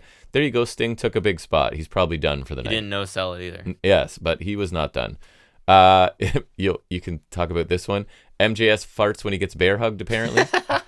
That was awesome. Just like they're going down the ramp and the one person Just a by small the ramp sign. has a little sign that says MJ farts when he gets bear hugged. We enjoyed which it very is much. awesome because not only is that completely random, but MJF hasn't been seen in months. Right. And I don't know if I've ever seen him get Love bear it. hugged. So Just a random that was insult. awesome. I was telling you that had the same vibe as Goldberg eats corn the long way. Yeah, 'cause basically. What Just a what random relevance does that insult. have to anything? Yeah. Darby gets powerbombed onto a ladder that was set up in the corner. We get a stun dog to one Buck, a code red to the other from To Darby. $1. Because Sting's sort of been removed, right, out on from the table spot off the ramp. Allen repeatedly rams Nick's head off the steps, then lies him on the glass. Or like against the glass. It's a really big ladder in the middle of the ring. It's one of those like ridiculously tall ladders that should never be existing. And he climbs it, and Nick moves. He goes to the top, he like jumps to the outside. So you got like the big ladder in the ring, like here. Then outside the ring is like the glass. Yeah. And Nick. And so Matt pulls Nick out of the way. Darby like jumps and just goes to the floor through the glass, and he's just like dead. Just a senton right through panes of glass, and on the chairs. We need to save this man from himself. And His he's just back like is bleeding, absolutely seeping blood from after. like just 20 like different places. Both sides. Yeah, he had to be like sit like crazy after. He's basically out for the rest of the match. Like he does a bit more after, but like he's basically done. And the way he looks after this match is crazy, just with all the blood. But yeah, someone needs to stop this guy. This is the spot you'll all see a million times. This will be like an iconic sort of thing. If Mount Everest doesn't kill him, I don't know what will. Partly because of the spot itself and the like the importance of the match, right? Yeah. This will be a thing. I don't know it's going to take for this guy to stop doing things. Right. Like he's going to Everest. I don't know. Like, and like, what else does he do for spots? Like that was madness. Crazy. And like you said, so now Darby is basically down. Sting gets back in the ring and he fires up. At one point, Nick ends up kicking Matt by accident. Sting then taking more punishment here. He gets powerbombed off a ladder through a table, but gets up immediately. Normally bugs me, but this is I can believe the ultra adrenaline of his retirement match, right? That's I can fair, forgive and I made more. that case in Osprey Takeshita, so I'll take it here for sure, because he does end up going right back into another punishment. Sting thrown then through a pane of glass that's set up in the corner, right? So now there's three big dangerous things this 60-plus-year-old man has taken. That was crazy, because he's done tables before. Yes. Sometimes by accident. Correct. But Scorpion glass is crazy. Scorpion death drop by Matt to Sting, but Sting kicks out. Then Steamboat steps in here, right? Stops Nick from getting a belt. Matt takes Steamboat out with a chair to the gut. Flair comes in and he's protecting Sting now, but he gets double super kicked. And I heard somewhere that apparently they said, "I'm not sorry, I hate you," to do the anti-Shawn Michaels, which if that's true, this is awesome. I mean, I love that detail. Steamboat then gets kicked off the apron. Belt shot to Sting for a 2 count. Double super kick to Sting, but he's still standing. He fires up, double clothesline, and a death drop to Matt. EVP trigger to Sting now for 2. Then another one. Sting is now defiant. More super kicks. Just beating the heck out of this old man, right? Like, honestly. TK Driver. That's the new one. TK Driver broken up when Darby shoves Nick off the top through a table. Yeah, so there's Darby still alive. Coming back. He literally went to the media scrum and he said he just wanted to let people know he's still alive, which is funny. It's good to know. We need updates a lot from him. Honestly. Death drop to Matt for 2. Coffin drop to Matt. Deathlock to Matt. And Buck ends up... Matthew Jackson. Right. EVP Matthew Jackson taps out after 21 minutes. Darby gets the crowd to cheer for Sting one more time. Sting makes a speech to end the show, putting over Darby and the crowd and the fans in the process, but it gets cut off because they're at a hard stop, I guess, on this pay-per-view, so it's literally like done. I think the rest of it was on social media or something. I believe this puts us as at a tie pick, too, because you didn't take this one. I did not. And I did, so... Sting retires undefeated in AEW. Cool touch. I guess. And we're not big Sting fans, as you Never know, was. But this match... over-delivered I did like for this. me. I thought it was pretty awesome. I don't want to say I liked it, but I liked it. I know. Lots of cool stuff. And as I said, Sting's no selling bothered me less because it's easier to imagine, like, his adrenaline in his last match ever allows him to just take this beating. And fair play to him, man. He did some things that wrestlers in their 30s, 20s 2 table spots going through glass. Right? Like, I do respect that to a degree. Darby's spot on the ladder was crazy, iconic. I can't with Darby. He scares me sometimes, but it was crazy to watch. Like, that's one of those things that'll live forever, because that's like part of me is like, he's a grown man and he's choosing to do these things, and then the other part of me is like, somebody stop this kid, right? Like, he needs did he endure some sort of trauma he needs to work through? Was he like 30 or something? So, like, yeah, it's like he's not making it very long. I don't even know if he's 30 yet, actually. He's crazy. I thought awesome effort by all 4. The fact, again, I didn't know who was going to win helped me get into the neater falls. I knew who was going to win. The end sequence was pretty powerful.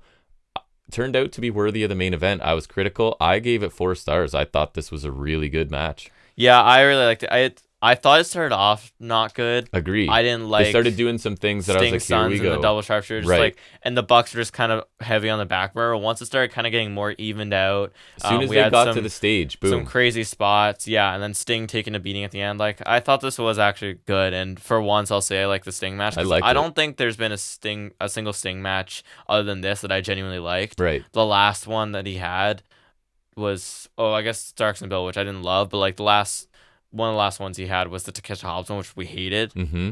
So we did. I thought this was a much, much better match. I thought this was great. Sting did go out on his own terms and like went out on his sword or whatever. So I think that was great. Like I think it over delivered for me as someone who for sure. has not at all been a fan of Sting for even one moment. This was a in his cool, entire run. very memorable last match for him, and I hope he's one of the ones that actually stays retired. I think at this point he has to, because I feel like the fact that he even had this AEW run is a miracle. And he can't feel regrets about this match. I don't think that's so. one of the problems is they're like, oh, it wasn't the match I wanted. That like, what more could he have wanted here? I think that you could have said that for Shawn Michaels until he went to Saudi. Right. But like, that was a money Sting, situation. I feel like some of the things in this run are kind of questionable to me, because I feel like there's some people who he should not be going over, or should not be looking better than, and there are plenty of people that look stupid because they have to deal with him. But in a vacuum, this last match is something for him to be proud of for sure. Agree. It was definitely memorable for multiple reasons, and I think it was quite good. So I will agree on that 4 stars. Yeah. I don't know. I don't think it'll end up on like best match of the year or anything for me, but it'll be memorable, and I think it was a good way to go out for something I didn't care about until this match. So obviously, with the number of 4-star matches, this is a really fantastic show. Really strong show, yeah. Women's match and Scramble were the only 2 things that I would say you don't need to see. Everything else, if you watch it, I think really you'll be thoroughly entertained. I would say watch the Continental Crown, the Ospreay Takeshita, and honestly, check out the main event. And the tag match, too. And that's fair. So, I mean, match of the night, Takeshita Ospreay, not close, but like, I don't know, 3 or 4 other 4-star matches. I gave it an A-. It could be an A, but I went A-. A- show. A really strong first pay-per-view for them, and this is why I like not having pay-per-views every month, because this one has been like kind of built since the beginning of the year. And wasn't the last one the weak one that I was kind of not thrilled to pay for? Last one was the really weak one, the World's End, because I have no problem paying for this one. That was the one where it came like really close after Full Gear, which was a really good show. Mm-hmm. But then like World's End was one of the ones that they added to have more pay-per-views. And it's like, so I'm hoping Dynasty, the next one, is good, and it looks like we'll be getting Ospreay Danielson, which is already like a pay-per-view selling match. Right. So yeah, this was really good. I would agree with A-. It was a really worthwhile show, and just great show. A lot to love on this one for sure. Yep. And it makes me feel like AEW is kind of coming back. Like they are coming back. Stuff. I feel like this is what I expect out of them. This year's been like, because I feel like the first time it was really good. It was like we're coming back, and there's been kind of some lulls, but then some really good things. And I feel like between this and now, the like big business next week should hopefully be something noteworthy, and also having the tournament. And if Monet coming kickstarts the women's division, that's one of the missing pieces to this puzzle. That and the tag division needs to be rebooted. Which it looks like they're starting to deal with. Yeah. So I'm optimistic and hopeful. All right, well, that's going to wrap up our Revolution review. We will now transition into more AEW as they followed up this amazing pay-per-view with their regular Wednesday night offering, and that is AEW Dynamite.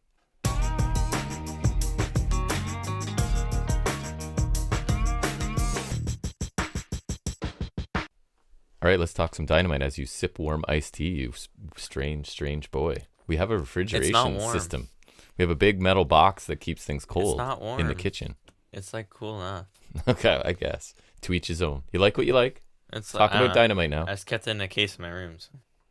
A refrigerator if I really need to, but weird.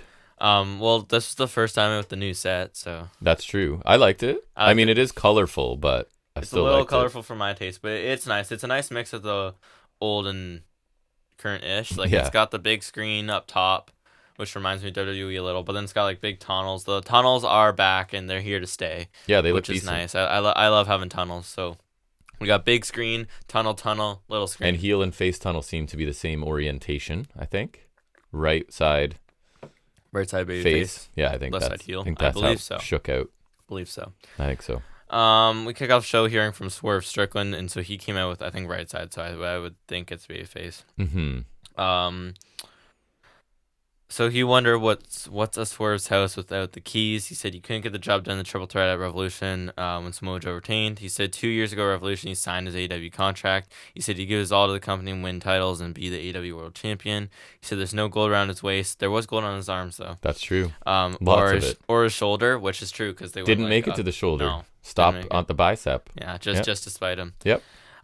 Swerve said maybe it's karma paid up for the bad things he's done. And Swerve said maybe he's not supposed to be a champion, maybe he's supposed to be a role player, and maybe he's supposed to settle for this. He said something about Sunday felt just a little different. He said something about Revolution.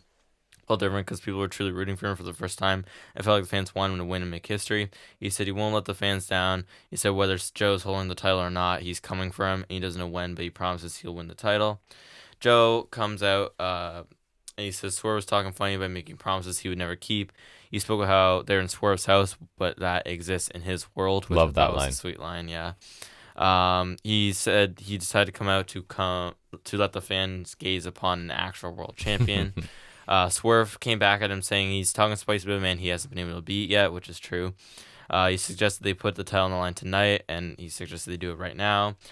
Because this was going too smoothly, the Undisputed Kingdom decided to come out. And for a minute, I'm like, they're both in gear. Like, they wouldn't do this now, would they? Right? Oh, I knew why they were in gear, so I was chuckling the whole time. Because I'm like, Joe always comes out in a suit. Yeah. Right? And looks amazing. So why is he in gear? They're not doing Swerve Joe here. So I kept teasing. I'm like, who could they wrestle? Right, you did keep saying that. And then the Undisputed Kingdom will come out, and the only people in ring gear. Who's in ring gear? Yeah. And I'm like, Taven? Taven and Bennett. Cole bragged about the titles they have, and Wardlow's win at Revolution. He said the only reason Joe's AEW World Champion is because they let it happen, which is technically true, because let's not forget Joe had the whole thing where he literally made a deal with the devil. That's right. So he did. Yeah. Cole said 6 months from now, nobody's going to give a damn about Swerve, and the only thing he'll swerve from is the main event scene. Ooh. It's possible, but Zing. At this point, I don't think so. No. You said that the man who won the AEW World Championship is Wardlow. Kill me now. Cole said very soon Wardlow will challenge and win the AEW World title. One of those things is true. So then I was like, maybe they're getting Wardlow's title shot out of the way now. But no, he's not in ring gear. Oh, yeah, so I'm like, what's going on? And he'll bring it home to its rightful place with them. So we wondered how many times Cole failed and got opportunities in AEW. I'd say 3 because 4 because he lost to Hangman twice when Hangman was champion. Then he had the Eliminator with MJF, which was a draw, which technically is an opportunity. Yep, it is. To get a touch for a title shot, so it's same difference. Then he lost MJF at All In, so 4 for those keeping score. Right, and Swerve 0. Well, 1. Potato. Swerve mocked Cole for being a manager and calling him Dr. Claw from Inspector Gadget. Funny. And he said if he needs more clients, he has Britt Baker's second phone number in his pocket. Ooh. Cole suggested Bennett and Taven face Swerve and Joe in a tag team match next week. Swerve suggested they do it right now. Cole they just happen to be in gear. Yeah. Cole said no. Then Shivani's like, oh, Tony Khan says we're doing it now. Yeah. So I love Swerve a lot and still do, but Evil Swerve was just special, right? And I miss him a little bit. Yeah, it's not. I still love Swerve, Not and the he's same really thing. good as a face too, but it's not his peak form. Anyways, he was good here. The crowd loves him. He's at his best when he gets intense like he did right before Joe came out the last little bit and when he challenged Joe. And when he's heel, he's that way more often, right? So that's best Swerve. But anyways, Joe always sounds great. I thought the Your House Exists in My World was good. And the line from Swerve about having Britt's phone number is funny. And listen, Cole still sounds great. But he's confined to a wheelchair, not the strongest look. And his supporting cast... He's more so confined to this group. And the supporting cast are just bland, right? So everything just kind of rings hollow when he's speaking because, like, who's going to back up any That's of this? what I thought. Like, Cole's still a Sounds good great. talker. Yeah. He's never going to be bad. But it's all hollow. Because everything he's talking Good about show, by the way. is... The Hollow. I forgot about that. Yeah. It's confined to this group, which is just a sham. I almost, as your father, I'm like sad for you because you love Cole so much and they've like, you're optimistic about this group and you're just really, and then like it's undeniably not good. It is. And Regardless as someone of who if it's- tried to like it, I really tried my hardest. Regardless if it's the injury or MJF's absence, it Or sucks. just that this sucks. I Yeah. don't know. But like, yeah, it's just, I tried to like it. I tried because I love Cole. He's probably one of my favorites of all time just because he's Yeah. done some really So great this- stuff. And This whole scene doesn't do him any favors. Undisputed Era was just special, and I love that group dearly. You But did. this is so far fallen from Undisputed Era. It's like, I just hope that there's some way we can work our way out of this. And because Kyle O'Reilly's back, we just get Undisputed Era just minus Bobby Fish, which is fine. This is like dollar store version of Undisputed Era. I don't think it's dollar store version of anything. I think it just sucks. I don't think it deserves to be in the same In a breath. store. It doesn't. It's lying in the gutter on the street. It not doesn't in a deserve to be in store. the same breath as Undisputed Era. Though overall, it's a solid segment, but kind of faltered in some aspects. So it was really good as usual. It's just I'm still waiting that Killer Instinct to return. but I'm not gonna let that get in the way of a solid promo. It's just he's just lacking what really He's got good him no to the matter dance. what, but he's peak form, evil. He's Swerve. really great, but he's lacking what got him here. I think they should have left him alone and let him keep being evil. And if the crowd cheers him, the crowd cheers him, and that's just a weird little thing in your universe. Yeah, You know, I agree. 'Cause, selfishly, like, I guess that's what got him here. He Mhm. didn't like because he was so cool and just did his thing no matter what. And I Yeah. feel like losing that is losing part of what makes him potential world champion. Like I feel I like still think he's that level. I do think he is, but I just think like it's losing a bit of what could get him up there. I can't help but miss it. That's all. Yeah. I just miss it. Joakim and Stiller is always not much specific about him. He's just great, but the fact that he wasn't in a suit should have been a sign that a match was coming. Just not the desirable one. Were you plugging the merch? FNS gear. I forgot I was wearing FNS branded Bang, merch bang, bang, right bang. there. Didn't need the Undisputed Kingdom here. Although Wardlow does have a shot against Joe coming, they felt really out of place here. I agree. Swerve kind of saved this with some funny jabs at Cole, but that was it. Like I said, Cole is great, but he is not capable of saving this. No. His character's not working. I think him as the devil could have been great if worked differently. I just think that has completely fallen by the wayside. And it's just like, I feel like just like the whole thing of him being the devil and like, just like there was something there, just not with this group. Yeah, and I don't know, maybe that again, did his injury change direction of things? I don't know, but it ended up the last half of that story I wasn't interested in, and since then have not been interested. I don't have any problem with Roddy being in that group because Cole and Roddy in a group is proven to be working before. It's the other three that I can't stand. Yep. Kingdom in the opener, yay, which rolls right into Joe and Swerve versus the Kingdom. Not much. There was a great from Swerve after commercial break, ended with that roll through flatliner. Right. Transition into a suplex, he usually does. Flat. See the look he gave me when he said that? That was snotty business always a right there, flatliner. you video watchers. Swerve stomped to Bennett. JML for the win from Swerve. Then Swerve gets choked out at the end while Wardlow takes off his bra and watches. So the point was Joe got in the match at the beginning and then tagged out and Swerve did the rest, I think, right? So to your ROH tag champs. I love that Swerve looks strong here and that his motivation we said the same thing, yeah. was to piss Joe off by not letting him back And in. I know you That's love that cool. it's at the expense of the Kingdom. I do, but you have to look at it through the lens of Right. their tag team champions in ROH. and just like I am no fan of OGK, but Still, you have to like if they're holding titles, they're beholden to some sort of standard. they are looking like weaker than ever. They lost to one guy. Really and both quickly, of them lost to Cassie in singles and matches. got like virtually nothing in. And then Cole looks weak by association because these are the people he's chosen to be his henchmen or These whatever. are the people he's choosing and to be they're like terrible. to run AEW. And they're terrible. So At least Wardlow, it's like I hate him, but they make him look strong. Like Wardlow's not in this situation. I know you didn't really watch it, but I feel like this circled back around to calling him the guy from Inspector Gadget because it's the same thing. He's like, I did watch. Is it that the one with Ferris Bueller in it, or like? Or I'm just talking maybe about just the like show from cartoon? the Yeah, 80s. okay. I remember watching the movies. And so the idea is you've got this mastermind, but all of his henchmen are like putties, like useless.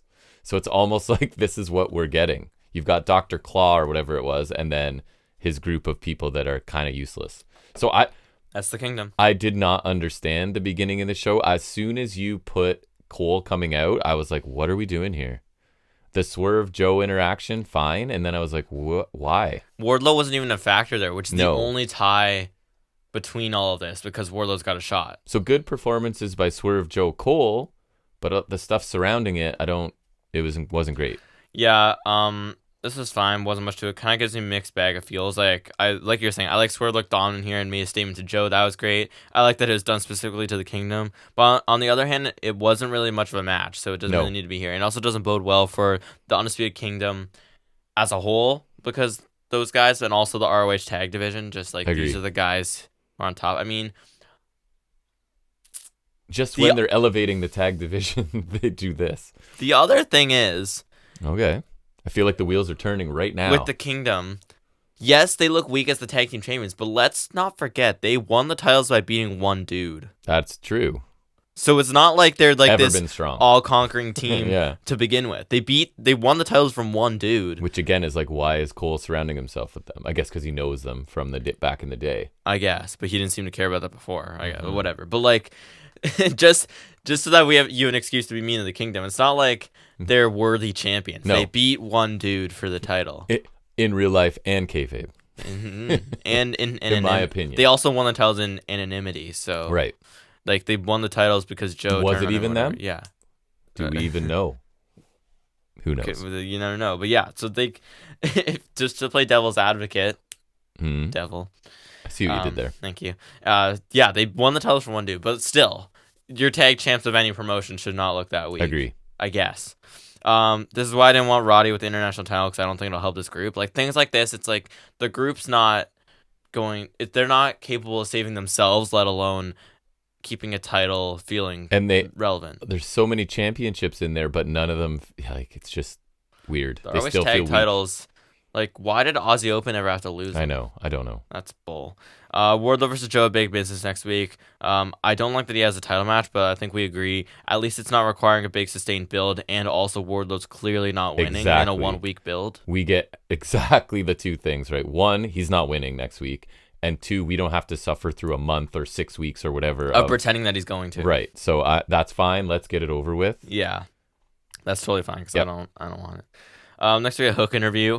Jericho interrupts and says his first U.S. match was in ECW against Taz, and I wrote in brackets all caps old. Yeah, and they actually recapped the Cage Hook stuff, right? Which I appreciated. Yeah, that was cool. It was almost like they were like, oh yeah, and maybe not everyone watches Collision, so they gave us a quick little recap. And they also have like history dating back to Team Taz. Yeah, so nice to figure that out. Jericho says he has a bit of a connection to Hook, but never respected him until their encounter at Revolution and Scramble. I mean, if you didn't respect him after the Joe match, I feel like you're kind of stupid. Yeah.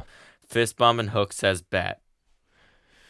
So my only note was, Hook is the latest young star that Jericho has volunteered not to help. Yeah, I said lame Noah. Hook Jericho program is not interesting in the slightest. Sorry, Hook. Yeah, Hook's the next one. Bud. Hook's the next one to not benefit. So yeah, here's what I'm saying. It's like the young talent are all hiding in the back, hoping Jericho doesn't notice them, because it just means like you get nothing out of it.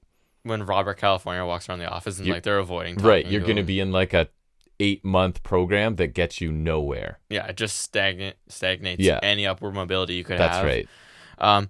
Yeah, because like Hook's entertaining, explosive. He chucks people about the place. He's got like suplexes and hard strikes. Jericho is slow, half-paced, tired, and the opposite of Hook.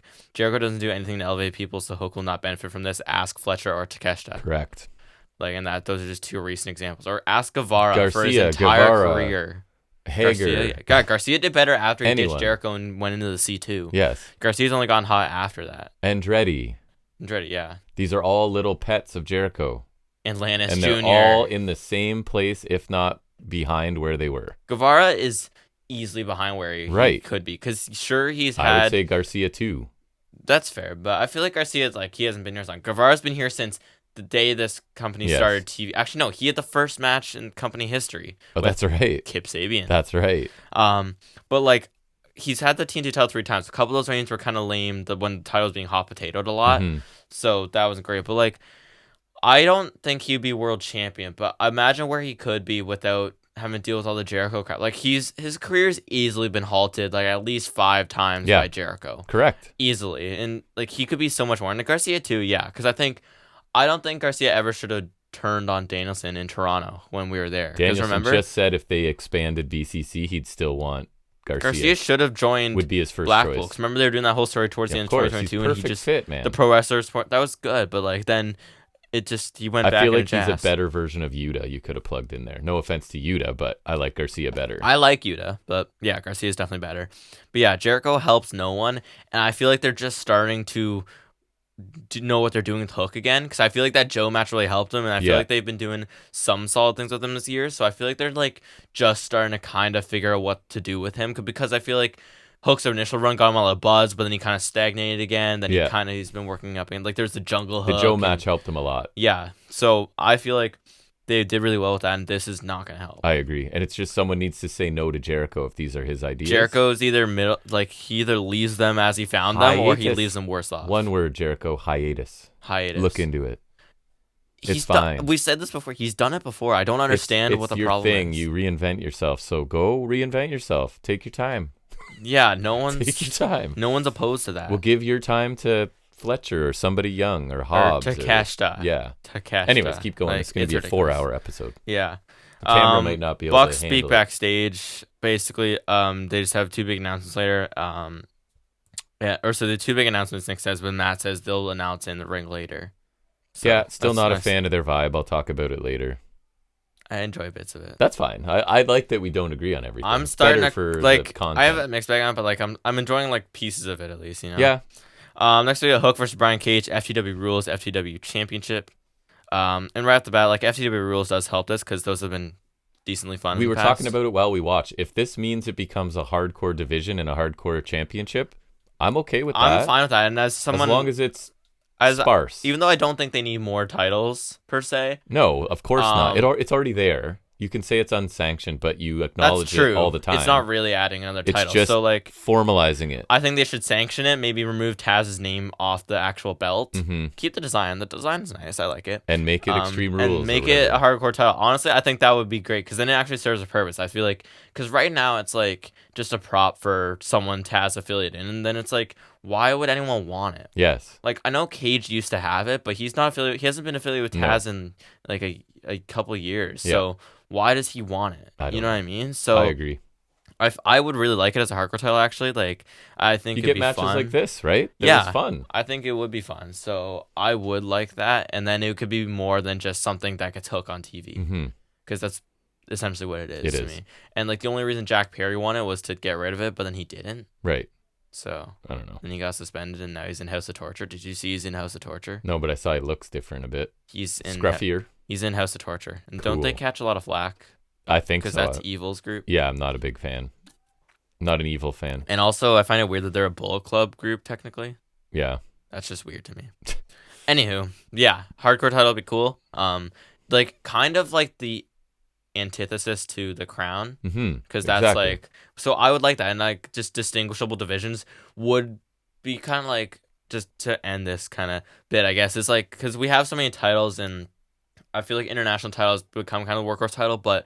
At the same time, the TNT title used to be like that, so they're kind of interchangeable. Even though I probably prefer the international title at this point. Me too, I do. But I feel like if you have the Crown and the FTW title, where they have these distinguishable differences, then it kind of makes it okay that you have a bunch of different titles because these are two different titles for two different purposes, right?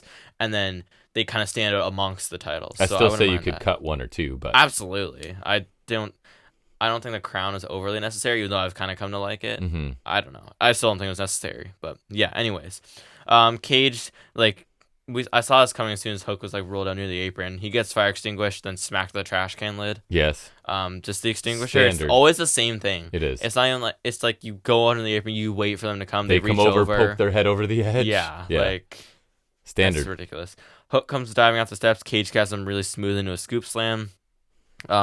Cage charges through the barricade, but Hook moves, and the camera work made it so that it looked like Cage just decided to run through the barricade and no one was there. You couldn't see Hook for a second. I saw Hook for a split second, but I didn't see him move. Didn't. And then it's just like Cage decided to run through a barricade on his own. Yeah. Okay. It was more forceful, though, than when Edge and Suzuki went through it. That's true. So there's that. There is. Hook counters an F5 into a DDT on a chair. Trash can shot to the head, which I always love, and a T-bone suplex into a steel barrier propped in the corner from Hook. That gets a 2 count. Powerbomb into an F5 on a chair from Cage for 2. T-bone suplex on attacks from Hook. Hook locks in Cage in the red rum, and Cage like falls back on the attacks, but Hook kind of like powers through and it just actually submits made him anyways. sense because I literally am like, just fall backwards, and then he did immediately. But then Hook stayed through, which I thought was kind of cool. Yeah, I do too. Gates of having you jump Hook until grown. Jericho makes a save. Right. I thought this was a pretty fun little hardcore match. I like the finish. Hook looks badass, like you said, for being dropped into tacks with like a 280-pound man on top of you and not breaking your hold, right? So that's cool. And I was saying we should have drill clawed him on the tacks because A, that would be brutal. B, with that mop of hair he's got, its tacks are getting stuck in there. And Cage never tapped out, right? So he looks a little bit stronger than he could too. And like we're saying, if that belt has to exist, I'm fine with it being hardcore. I didn't need Jericho coming in, but it was expected. So yeah, fun little hardcore match. Pretty solid TV match. I thought it was fun. It was better than the opener for sure because it was, a match. FTW rules matches are never the most gruesome extreme matches you'll ever see, because I think we get more quality things like the lights out matches or Texas death matches, but those are also used more sparingly. So I like these as like kind of supplemental hardcore matches, and there was some good plunder-based fun, so you usually get some solid moments as well. Plunder-based fun is pretty much it. Yep. Never gonna reinvent the wheel, but like they don't also have to either. This one was good. Solid contrast in styles. Cage may be boring as a slice of bread as a character, but in the ring he's always reliable. He's just a video game for me. Yeah, and his power based stuff is great. Yep. Caught hook smooth with that slammed. Powerbomb F5 was cool. Barricade suplex was cool. Tax spots are solid too. Hook suffering through the tax to get the win was a cool finish. I thought made him look really cool. And that's the kind of stuff that benefits him. Post match with Jericho was lame. I have zero interest in anything like that, and I don't want to see him anymore. Nope, we're done. Where's Jericho's last match? Sting's last match made me like him. Start promoting it. You want me to like Jericho? Make him have his last match, and yes, we will be fine. That's right. Then we get a tag tournament hype package. Basically, it was just like it was a really great package. It was nice to see basically the history of the titles from start to beginning. Like it showed all the teams who have held the titles and like some of the best moments with those, which was nice. It was really great to see the division highlighted. I'm definitely hyped for the tournament. There's some great potential in what they could do with this as long as they do it right and do the right picks. I'm a tag team wrestling fan. I'm a tournament fan. As you said while we were watching, it might get us to tune into Collision a little bit. I was saying, like, if they put the right matches on Collision, I'm willing to follow this tournament. Yep. Because, like, I think we had listed off before, but, like, you could have, obviously, you have the Bucks. I would say, I hope Lucha Bros could come back. Hopefully, Aussie Open. But they were featured in the package, so I'm suspicious. Lucha Bros, yeah. Yes. I would say, hopefully, Phoenix comes back. If Davis isn't back, I say you throw up Fletcher and Takeshita. Yeah. Or Fletcher and Ospreay, but Fletcher and Takeshita would probably make sense, too. You got Best Friends, which we'll talk about in a second. You got FTR. Starks and Bill have kind of disappeared, but they're good. I ended up liking them as a team more than I thought I might. Claudio and Mox. Like I'm sure there's more, but like there is a really great tag division. The Martin Brothers. Oh, the Top Flight. The Martin Brothers. And Private Party. Yeah, there's a lot of great teams here. Yeah. I'm excited for this. I hope this fleshes out the division. Me too. We need to get back on track for sure. And don't hold up the tag titles on Collision again. No, don't. Either have them on the flagship, or don't have kind of throw them about. You know, like have them kind of mixed, because just having the tag titles on Collision kind of sucks ass. Yep. Then we get a Best Friends interview. Orange said he'll keep doing what he does and try to fill the backpack with gold. Chuck Taylor says he's not cleared to compete, so he suggests Trent and Cassie go in the tournament. They have a match on Rampage too. I'm up for them as a team in the tourney. I like both of them in rings, so I think that could work for sure. Me too. I'm happy with that. Not fun. I think where we're going is they're gonna turn on Cassidy. I think, because they're sort of pushing this whole like they're always there for him and helping him, but sometimes he's not as much there. I don't know, or he gets more attention. I feel that Trent is going heel, and that maybe Chuck's going with him. Maybe speaking of turning, but maybe to further the patriarchy thing, you have Luchasaurus and Nick Wayne as a team. You could, yeah. I could go with that. Again, I'm hoping they're doing like 16 teams or something or more. Yeah, and if you have to have a lot of teams, I say you experiment with these teams where it's like, Luchasaurus and Nick Wayne aren't a team, but they are affiliates, so it's not like this random. Throw some AAA teams together. CMLL. Sorry, that. Hechicero on someone. Yeah, he's cool. Yeah, I would like, honestly, if it's their tag titles, I'd like to keep it in house, just because like it's kind of like Magnus being in the scramble. I don't need that. No, you know? I don't need it. But like maybe like one team from there or something. Again, depends how big the field is and what you need to fill in. That's true. None of this 8-team crap. I want at least 16. Yes. 32 is a lot. 32 might be asking a lot. But at the same time, that'd be kind of fun because you could like, I mean, you did have that with the Cruiserweight Classic. Mm-hmm. That was also its own thing though, so it was depends its if you own want to like. Show. I'd be okay with it. See, if AEW had a streaming service, you could do that. You could. Just saying. Next we get Luchasaurus versus Daddy Magic, because I will not call him Killswitch, but I will call him Daddy Magic. Cage on commentary for this one, of course. Yep. Brief flurry from Menard. Luchasaurus shuts him down with a chokeslam. Couple layers to the back of the head gets him the win. Luchasaurus, they try to attack him post-match. Garcia runs down for a save. Gets beat down by Wayne and Luchasaurus. Wayne's World to Garcia. Looked good. Patriarchy, that was nice. Patriarchy walk up the ramp. Edge comes from behind. Takes her to Luchasaurus. Chokes out Nick Wayne in front of Christian. Low blow from under Wayne's prevented. Edge chases Christian through the crowd backstage. Christian escapes in a car. Jack Jones. Mm-hmm. Edge speaks to the camera and says he knows Christian will see this. He says it has to end where it all started, and he challenges him to an I Quit match for the Toronto Dynamite. So we will see that. We'll see that live. Which, if I have to see Edge, that's cool, I guess. It is something. This was just an enhancement match. I still wish Garcia could get away from Daddy Magic. And I thought Edge sure took his time coming out here too, right? Like they always just let people get beaten down for a while before they come out. I guess he didn't care about that. This was less of a match, more of a way to further a couple angles here, right? So yeah, because at first I thought it was a really odd choice for a TV match, but given the purpose it served, it made sense. Like, and Menard's also an odd choice for the match, but they're coming off the back of this Garcia storyline, so they kind of have that excuse. So I think it worked out in that regard. We'll be there for the culmination of this story, I think. Yeah. Beatdown Garcia was solid. Edge's return's cool, I guess, but I don't really care that much. Can't say I'm overly interested in the match just because Edge isn't our cup of tea, but I hope at least the stipulation will bring out a good match. I mean, it should. Hey, their last match did over deliver. Correct. So I'll give this the time of day. They should have chemistry if anybody does. So on one hand, I'm not thrilled we'll see Christian lose the title live, I feel like. But at the same time, I'm grateful to be there for an end of an era. If it's Christian, the end of Christian's time as champion, at least I'll be able to witness it, you know? Yeah, that's fair. Be there for that. Take out that. Say our take goodbyes. something away from that, yes. Say our goodbyes. It's not what we want, but hopefully they have actual figures at there. They could just let Edge retain. Or sorry, Christian retain. There you go. I hope they have like a figure there or something, or like some, because last time the merch You've seen the merch they have. It was brutal. It was solid. Bring your merch to Canada, AEW. Yeah, bring me your. What are you waiting for? The problem is it's like the week after Comic-Con, so I won't have a lot of money, but I'll just take an IOU. Yeah, sure. We'll see. Okay, keep going. We're like at 2 hours already. Oh yeah, and I also said if Edge does have to win the title, might I suggest the Copen challenge? Nice. Gotta bring that again. Next week, Kyle O'Reilly interview. He talked about how great it felt to be back, and now he's cleared. And there was a time where I heard he had to like learn how to use one of his arms again. Oh, I don't know. Something like that, which is crazy. Yeah, it is crazy.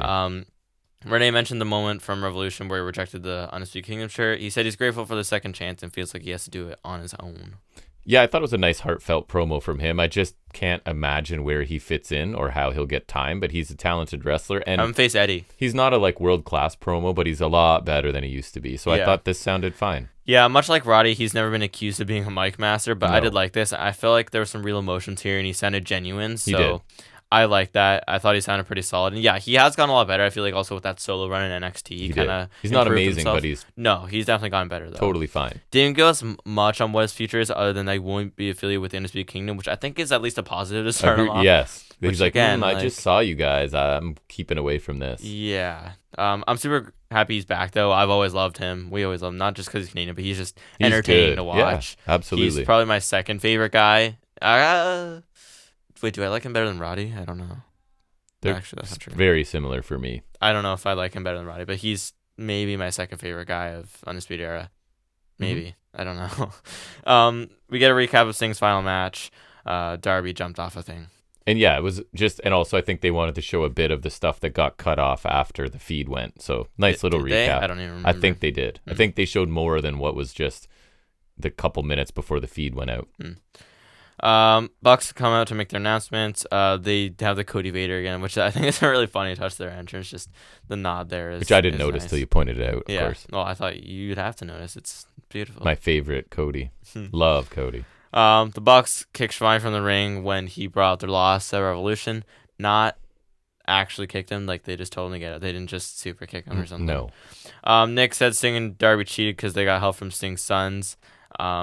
And he got really mad, like he was yelly and whatever. Yes, he was yelling. I can't take him seriously with like the purple hat and his goatee. It's part of the problem for me. It's too much. Like it. Oh, I don't care. I love Nick. I think he's funny. Because it's not as good as 2021 douchebag Bucks Nick, but it's still funny. I like it because I don't know. I don't think it has to be overly serious, but yeah. Nick said they retired Sting regardless. And he said they'll be in the tag title tournament where they'll win the tournament. A little weird. Don't know. Matthew said they have two huge announcements. He said, first off, since they're EVPs, they have to make tough decisions. So he said, since Hangman put his hands on two AEW officials, he crossed the line, so he's suspended from the Elite without pay. I like the wording there, because suspended from the Elite. And they get paid to be the Elite? I guess. I don't know. I think it's funny. Yeah. Then he talked about Kenny Omega, who's disappeared off the face of the earth, and they claimed for no reason, which is harsh. Yeah. He said Kenny is fired from the Elite, which again, I like the wording there. It's funny. And he said Kenny could light up the group chat about it. Eddie Kingston came out. He threw the money at the Bucks saying they can go and find him because he's going to talk about them anyways. He's like, I'm going to talk. He's like, because last week they said if they said anything bad about them, they'll find him. And he's like, you can find me anyway, bitch. And made fun of his. And he was like, I'm still wearing sweatpants and. Yeah, that was funny. Tim's. That's what it was. Nick attacked him. Eddie fought back. Matt low blowed him. Bucks lined up for an EVP trigger, which still makes me chuckle. But they're cut off by the music of Kazuchika Okada. Okada and Eddie stand off with the Bucks, and as Eddie goes towards them, Okada, shock horror, Rainmaker to Eddie. Yeah, and they did the whole money falling from the sky gimmick for Okada. How did they know he was going to be there? It's crazy. Which I guess that they're EVPs. That just spontaneously happens when he walks into a room. It just happens. Everywhere he goes. You say his name, and then Joe Hendry. Walks it's around like, the house. You're Okada, constantly money. sweeping Just money's up falling money. all the time. Yeah. The Bucks announce him as they shake hands as the newest member of the Elite, which is super strange. I still hate the tone of the EVPs here. I liked it a little more. It feels like parody, and then again, like thing is like it's hard for them to interact with people. It reminds me of when like DX got really full of themselves and self-indulgent, and this like we're trying to entertain themselves. I think it kind of worked with Eddie though, because they were like criticizing him, and they're gonna find him. Then Eddie comes out like, "Oh, I don't care, do it." Yeah, I feel like Eddie works. And like firing the Elite from positions that don't really exist, I don't think anyways, kind of meaningless. I do prefer them starting out Okada as a heel, and I was a little surprised they made that choice. But he's involved with this version of the Bucks, so I'm not super confident. Decent reaction for Okada, but I don't think like he got. I mean, the comparison would be CM Punk. Obviously, my comparison nothing close to that. Ospreay. Yeah, I think Ospreay even got better reactions because that's a little more comparable. We'll see where it goes. A little nervous. He's with parody, like being the elite level Bucks, but we'll see where it goes. Yeah, it was solid. I thought Nick's angry speech at the beginning kind of amused me, and I think like him being hot-headed opposed to Matt being kind of the more calm, collected executive kind of is a solid contrast. I think that kind of works. It's weird that they wouldn't just hand themselves the titles, or I think like what I imagined, because I feel like the tournament is the way to go. Mm-hmm. The tournament should be to face them for the title. So it's like, see, we're fair, we're gonna work our way, but it's like they get to bypass the tournament basically. Right. So I would have liked that. That would make sense. Just because like it's kind of a middle ground between just giving themselves. And they could announce like we're entering the tournament, and then add the detail then of reveal the bracket or something. Like, you're the main, like you win this grueling tournament and then you face us. They could still go that way, I guess, but I would have liked them to clarify that. And then you could really create, because I wouldn't have them win in that situation, right? You could really elevate somebody coming out of that. Agreed. Not bad. But between that and their firings, maybe they're trying to appear as fair EVPs, like, because like the whole thing with them firing, quote unquote, Kenny and Hangman was like, we're fair EVPs, there's no bias here. So it's like their kind of thing is, I mean, yeah, it's a little silly sometimes, but it's also they're like trying to appear fair. So it's like we're entering the tournament, but they could probably like rig it, like they'll face like a lower team, like Dark Order, we'll say. Sorry to diss Dark Order, but wow, Jack. But like, you know what I mean? So like they're entering the tournament, but they could rig it like we're saying, and they're firing people, but they're firing them from the Elite, which doesn't matter. So it's like they're fair, but it's like I don't know. It kind of works for me. It amuses me in some aspects because I like that they're firing them from the Elite, like it's a company firing, but it's who cares? Not. I also find it funny they're like, you're gone for no reason. Meanwhile, he's like, he could almost died from diverticulitis if he wasn't treated. So I was honestly confused as to why Eddie came out, but then I remember the interaction from last week. I legit forgot for a second. Oh, I actually remembered that. Eddie saying, you might as well find me now, bitch, made me laugh. And just throwing money at them. Yeah, that was funny. Okada's debut is official. Well, I don't hate or anything. I'm definitely not as excited as most people seem to be, but we already went over that. With that being said, I think heel Okada, more specifically Okada in the Elite, is an interesting prospect given he's got history with them, especially Omega, but which isn't relevant here. But they replaced one Cody with another, I said. Japanese Cody. Right. Basically. I mean, yeah. I was saying to you, like, I feel like with the Bucks being like these heel corporate kind of dudes, I feel like you could run an in-string angle, which I know you're not a fan of them, but like it could be kind of Okada's like their golden boy, because I feel like a lot of times with promoters and executives, there's always that kind of thing, right? Like Vince always had golden boys, like Roman or Cena or something like that. Rock, right? So I feel like this could be like in kayfabe, that kind of thing. Yeah. So which would be interesting. I'm not as excited as most, but I will say this heel turn has me more intrigued Same. with Okada than I I agree. would have been otherwise. So credit to Me them for too. that.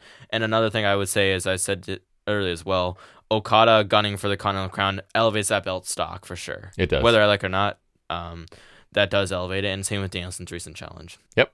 Then again, Ospreay to catch the highlight reel. Nothing to say other than what a beautiful match it was. Yeah, And nice I to would see like little bits of it again. I'd like to watch it for the first time again. If you had one of those Men in Black memory erasers, I'd just like have this match queued up, erase my memory, and then go show and me watch that. it for the first time every time. Yeah. Statlander versus Riho. I forgot this match had Riho. I was not pleased to remember. You were not happy as what? I throw things. What are you doing? Jesus. There's a weirdly vertical suplex from Statlander. It looked like Riho was trying to like get out, but then like It looked didn't like work she out. was going to escape out the back, and then Statlander just decided I'm hitting the suplex, right? Yeah, because it wasn't like working out or something. Kind of another like impressive power display by her, though, to be able to hold it off that long. Mm-hmm. Statlander catches a crossbody from Riho, muscles up into a military press drop. Short arm lariat trifecta from Statlander. Pretty solid dragon suplex from Riho for 2. It was. Powerbomb from Statlander for 2. Stokely slides the chain in the ring, then distracts the ref. Statlander grabs the chain, thinks about it, then throws it out because she doesn't want to use it. Riho goes for a corner roll. Statlander counters with a wheelbarrow German suplex followed by a deadlift German. She's a monster. Riho counters another German into a corner roll, and Riho steals the win. Yeah, the match itself was fine. I thought the last couple minutes were really entertaining, but then like I'm not enjoying the Hathaway story right now. I like him, or I can like him, but not. I don't know. It's like Wile E. Coyote stuff, right? And it seems kind of silly. Like he keeps trying to get them to cheat and do stuff, but then they don't want to cheat, and then that costs them the match. So he spends all this time and effort to go recruit these women, but they always lose. So I don't know, man. And Statlander's a beast. I wish they could figure out what to do with her. Maybe, like, do you think they'll go with she eventually decides to use the weapon and cheat and then goes full heel maybe. and just starts killing people? I think like they need some sort of character with her though. Like, and I've been saying this for a little time because I really like her in the ring. I do like her a lot. I think she looked really good here because she benefited from being able to just chuck Riho around. But like, I feel like Hathaway's doing this bumbling manager thing, and it's like, then why would people work with you? Why are you working with ones? I liked him that as like don't a win? serious manager because he worked just like that. He's good in Diamond Mine. He was solid, but like, and here's my mention of him when he was like this Tyler Rust. Here it comes, people. Diamond in the Rust. That was the line. That was awesome. Like, well, he's just like a serious manager. He's good. Yeah. He talks good. He sounds good. He can do things. Like, the firm was lame, yes, but he can do good things. And if it's this they let him be incompetent serious. manager thing. I don't like it. No, I don't like I don't mind him wanting them to cheat because he's kind of a weasel. Yeah. But like, do it seriously. Mhm. Do it with like conviction and not just this kind of weird goofy thing he's doing. Match was fine. Statlander always looks good. Riho's lack of size benefited the fact that Statlander's able to do a lot of stuff, whip but her around, also there's a couple times where just her offense is again noticeably not very impactful. Which seems to always be the case, which is why we don't really like her. Yeah, it's one of the reasons. She also lacks character. Her matrix out of the pinfall looked better this time because Statlander looked like she was actually in contact with her. I didn't even notice it. It looked better than usual. Yeah. Finish is fine, but yeah, the story here is not really resonating with me. No, me either. Tony Storm interview. Mariah May still dressed as Storm.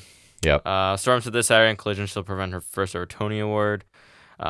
She gave May her own shirt, which was like Storm's shirt, but with May instead. Right.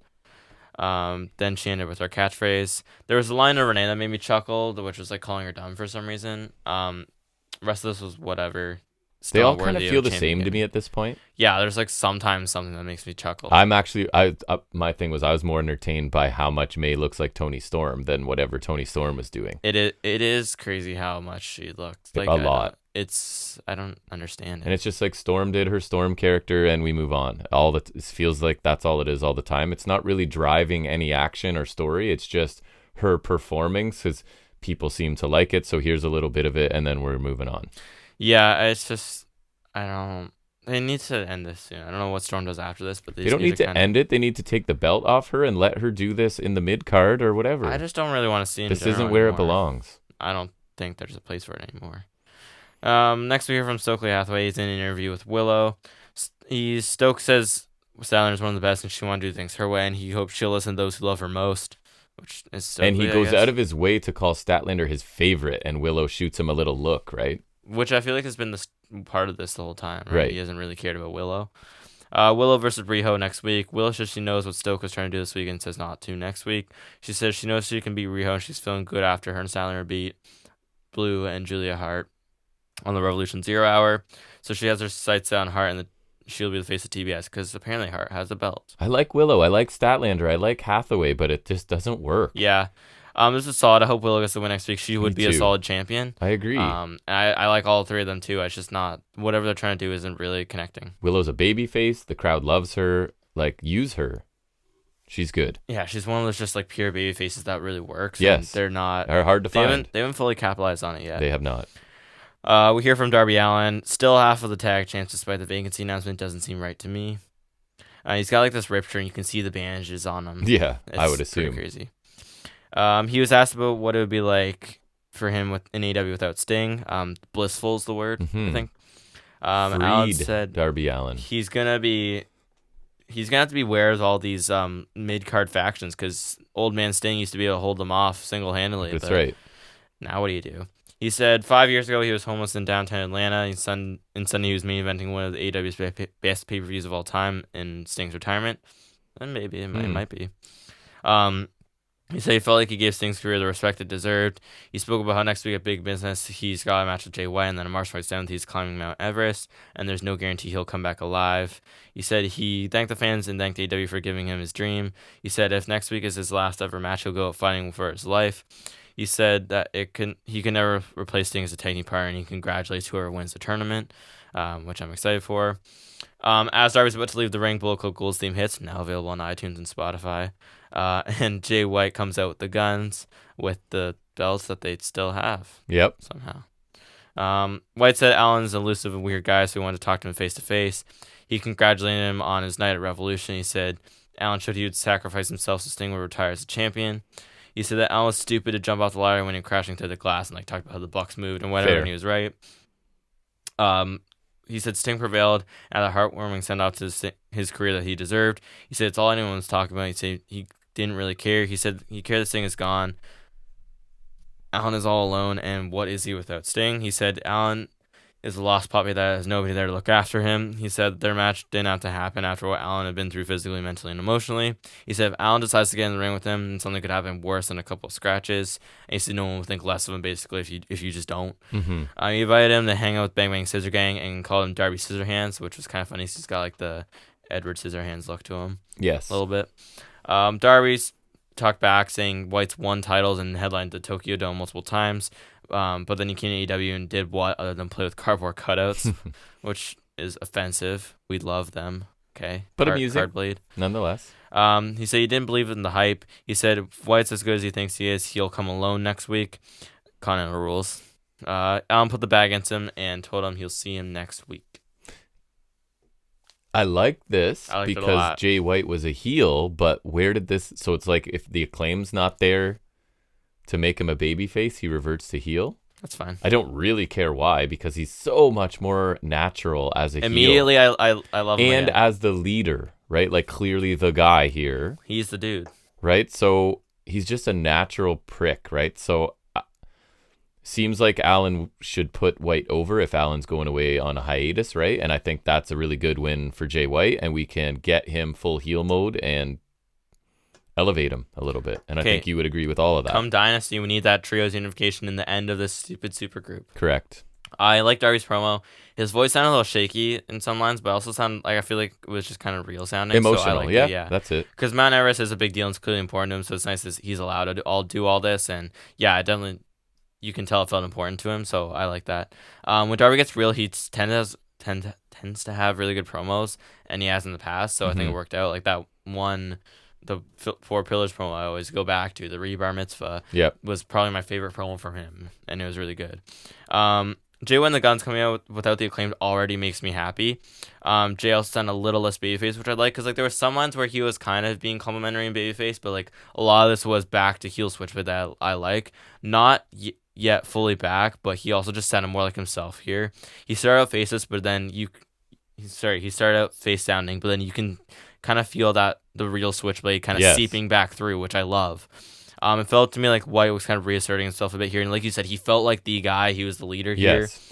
And even if we still have to deal with the bang and scissor gang a little, this is the switchblade I like, and this is what we need to do. It's really not that hard. It's like this easy to make Jay White awesome because he's a bona fide top guy, and so you just need him to be like this. And the fact that they did this on this show leads me to believe that they might be aware of this as this bang bang scissor gang happens. I think maybe they're noticing like this Jay is White's not how same. you do Jay White. Or even the guns for that matter. Bullet Club Yes. Gold is not this. Right. Bullet Club is this. It's too big of a group for everyone to get the attention they need, and it's just like half of them shouldn't be baby faces. it's not even the attention thing. It's just it's out of character for them. It just doesn't fit. Right. I didn't like that he name dropped the group still, but whatever. Darby's out of line making Friday Card Blade and Rock Card Juice Board because they are cherished members of the roster. He ended strong though. I thought overall I like this. Just makes me want the end of this wretched super group even more. Yep. I'm looking for this match though. It should be really good because should. Jay White's awesome and Darby will let him look awesome. Yes, agree. Next we got Julia Hart, Sky Blue promo. Sky Blue just stood there though, so it's mostly just Julia Hart. Hart said something about Willow, I think. On Rampage, she's going to issue an open challenge to remind everybody who the TBS champion is. Which is funny because sometimes I need a reminder that she is in fact the champion. I thought this is nah, because I didn't think she sounded super convincing to me. It didn't do much for me. I just feel like the hype around her has kind of died down. Yes. Because she hasn't been featured much either, so that's part of it. But I never thought she was as good as some other people do. I don't think she's bad, but she's not great. And I think that the way they're treating her as champion is like further evidence that TK either isn't capable or doesn't want to book a strong women's division. Right? I think it's also maybe up to her not being that great. I don't think she should have had the title offer. Yeah, but like I don't think he's super capable. Because I can forget she's champion. The TBS title. It's really forget. I always thought getting a mid-card women's title was a good idea, but now I'm like, the title really hasn't proven to be much of anything. They can't handle the main title for women, let alone another one. Yeah. Yeah. She does need to remind us, as champ, because it's sad. It's funny that she said that because I need that. It's weird the title's been around for so long. There's only been 3 champions because Cargill had it for like way too long. Yeah. So, yeah. But then it was weird. We got a commercial break immediately back to them. Back to the House of Black. Yeah. Hart is there, but she doesn't really say anything except for the last line, which I didn't listen to. Yeah, so it was weird to have it back to back. But so Murphy said Mark Briscoe brought all his pain and suffering on himself because that's who they've been feuding with recently. If you didn't know, because it's not on Dynamite. It's on Collision. So I barely know. I just kind of see clips of it. Brody King talked about his history with the Briscoes and causing pain to Mark on Collision, and they wanted to know if they need to make 3 graves or 1. Yeah, and then didn't Briscoe have a rebuttal? Yeah, sorry, it was right after. Mark say feared no man, feared no evil. He wants an Atlanta street fight on his own, I think on Collision, so won't watch it. Jay Lethal interrupts said it was time to help his friend of 20 years, which was weird because didn't they try to recruit him last year? Remember there's the whole Briscoe farm thing, and then I just like that Briscoe's like, you better not get Jared involved in this. I was like, yeah, exactly. And then Lethal's like, nope, here's Jarrett. Yeah. And then Mark said, yeah, he didn't want Jarrett, but then Lethal's like, no, he's the guy you'd want in this match. I'm like, no. Is he? Is he? I'm glad to see House of Black remaining somewhat relevant, but if they're feuding with Briscoe, more specifically with Lethal and Jarrett, that doesn't bode well for the standing on the card. I will say, out of all this, I like Briscoe style. He's just enjoyable, even if it's not really anything. Authentic him, right? Yeah, House of Black are cool or whatever, but it's hard to buy them as intimidating now because you never see them. They don't really do anything impressive, so they just show up and make thinly veiled threats in the darkness and whatever, and then I won't see them for another month. So I don't know, whatever. Yeah, I thought Briscoe was the most entertaining part of this. Yeah, for sure. Then we get to the thing I've really been waiting for on the show, which is Will Ospreay and Kyle Fletcher. And again, just Ospreay's entrance has that big time feel. He does feel like a big star, and I love it. I was saying to you, I think he went back home after this, so he might be gone for a week or 2, but that's okay because I think he'll be largely full time. So because he still lives over in England, if he's got to go for a little bit, that's totally fine. But yeah, just the crowd chants with Ospreay and the lighting, just everything they do makes his entrance feel big, and I really like it. Yep. Some notes from the match, and now I have to take notes on Ospreay. There's a nice hammer thrown in the corner from Fletcher, just threw him real hard in the corner. That was always cool because it's basically just Irish whipping him, but just you do it way harder. It looks awesome. Snap half and half suplex from Fletcher, followed by that running corner and Zaguri brainbuster combo he does for 2, which just looks so good because he comes from so far from the corner, but but he's so lanky. He's able to stretch out and perfectly catch him with I the love foot. his style, man. I love Fletcher. He's so good. I still want Aussie Open because I feel like if we don't capitalize on a tag title run for them, then it's a missed opportunity. Because I do think Fletcher's worth a singles run. I do too. But I want that tag run first. And as he gets bigger, he's reminding me more of Takeshita. Like, they both just have this style I could watch all day long. Oh, I love Takeshita and Fletcher. If you can't have Aussie Open, Takeshita Fletcher would be crazy. And just like the perfect size. They're awesome. I love them both. Takeshita's more well-rounded, I feel like. Just because he's like the main dude. But Fletcher's like, I think ROH TV title is perfect. Or if you wanted to give him like the TNT title someday or the international, I think he could totally do it. Nice chop exchange, rolling elbow hook kick from Ospreay. He did like a really fast rolling elbow, which looked awesome. Fletcher grabbed him of an Oscar, attempted an electric chair. Then he went for a power bomb, but Ospreay countered that into a DDT. Tombstone counter sequence where they kind of keep going, like flipping back and forth. Somehow manages into a poison Rana from Ospreay, which looked awesome. Fletcher went for an avalanche dragon suplex. Ospreay flips out as I expected. Crazy. Lands on his feet. And the look of shock on Fletcher's face, I love too. And then that's the thing where like he flips through into a sit-up powerbomb for a 2 count. Fletcher hits this cool, it's like butterfly grip into like, kind of like a sidewalk slam for 2, which was cool. Interesting. And shortly like a really elevated, pun intended, sit-up powerbomb for another 2 count. Mm-hmm. His Ospreay's theme is elevated. Yeah. Just so you know. Did not know. And it says elevated many times. Ospreay avoids a superplex and connects with the cheeky Nandos, followed by avalanche poison Rana. Awesome. Which looked awesome. Even your mother and aunt were in the room for some of this, going like, sweet. They even have to admit that it looks impactful. Is he? And your mom's like, "Am I gonna watch him? Is he getting hurt for real?" Like, no, he's fine, but it looks crazy. Avalanche poison Rana, hidden blade for a really nice near fall. Like I thought that was it. For sure. Great counter sequence that ends in a standing Spanish slide from Ospreay for 2. Then an Oscar that spikes Fletcher, and one more hidden blade, which Fletcher's kind of just like, give it to me. Big hidden blade absolutely kills him. Ospreay picks up the win here, and then post match we get a little stare down with Ospreay and Danielson. Which yes, please. Goat versus goat. Not just because they're great, but like, my God, wasn't Danielson always called a goat? You know. Yes, like they made fun of him for looking like a goat in WWE. Goat versus Billy Goat. This match was awesome, and sure, like Fletcher might not be a main eventer quite yet, but I'm happy to see him get this chance. And like, I think felt like a main event worthy match though. I say it all the time, just the style of both of them. Fletcher's similar to Ospreay minus all the aerial stuff, right? I think. Yeah, but he's able to keep a really similar pace to Ospreay, and they obviously know each other really well too. Fast pace, like snug strikes, all kinds of cool looking high impact offense.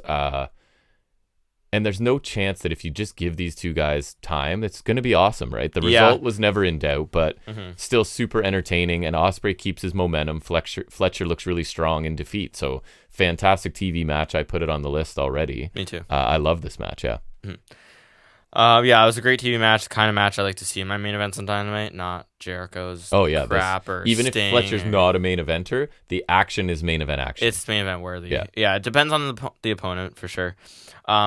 Probably my favorite main event on Dynamite of this year since Takeshita Darby, unless there's one I'm somehow forgetting. Both these guys are just so fun to watch. Like you said, I love their styles. Their movesets are so entertaining.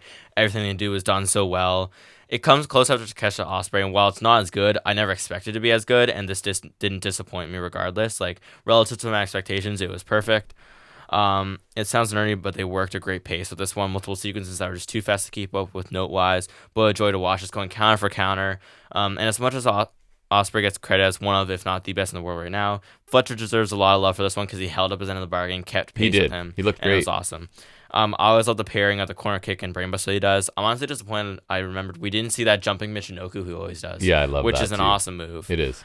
All the strikes and kicks are crisp here. I love the near fall where Fletcher managed to kick out of the avalanche poison on a hidden blade because that surprised me. Yeah. And that makes him look good. Ospreay still looked like he was giving 100% because he always seems to, regardless of the stage. Like in TNA and Rev Pro and like Indies, like he always seems to give his all, which I always appreciate. Kind of like Nakamura's known for like maybe not bringing it all the time and stuff, you know? Nakamura? Yeah. Really? They say like he has to be motivated and interested and stuff. Like Shinsuke? Yes. Really? Yes. I never heard that. Yes. Or like Brock is the ultimate More in example of that. WWE, not New Japan. Oh, okay. That's Yeah. fair. Or like Brock Lesnar was always the epitome Right. of that. The hidden blade at the end was definitely final. It was Yeah, brutal. it was a finisher. As for the post-match Ospreay Danielson, something that must be accomplished before Danielson is done. Yes. We have Dynasty coming up soon. That seems about right. And this is the match that will sell pay-per-views by itself.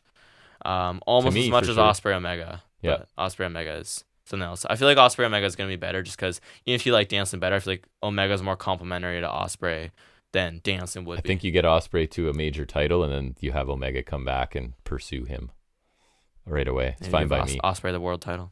This show, I mean, in ring, I don't think it was very good. You got the cage match was pretty good, I think and the there's main two event matches I really enjoyed that were really good, and the rest was sort of lackluster for me. Segment wise, I liked Joe and Swerve, and then Cole sounded good, but the Darby rest and Switchblade didn't make a ton of sense. But yeah, I did like that. So I'm going to give the show a B overall. I think I was entertained. I liked it. It wasn't top notch. There wasn't like 3 amazing matches or anything. One awesome match, one good match, and then the rest. So I say it's a solid B show this week. Mm-hmm. Yeah, I agree. I think the main event was obviously my favorite thing in the show. It's a match I would recommend you seek out. And I thought the FTW match was fun enough too. Opener, meh. Luchasaurus was nothing. Women's match was meh. Opening segment was solid, but kind of faltered with the Kingdom stuff.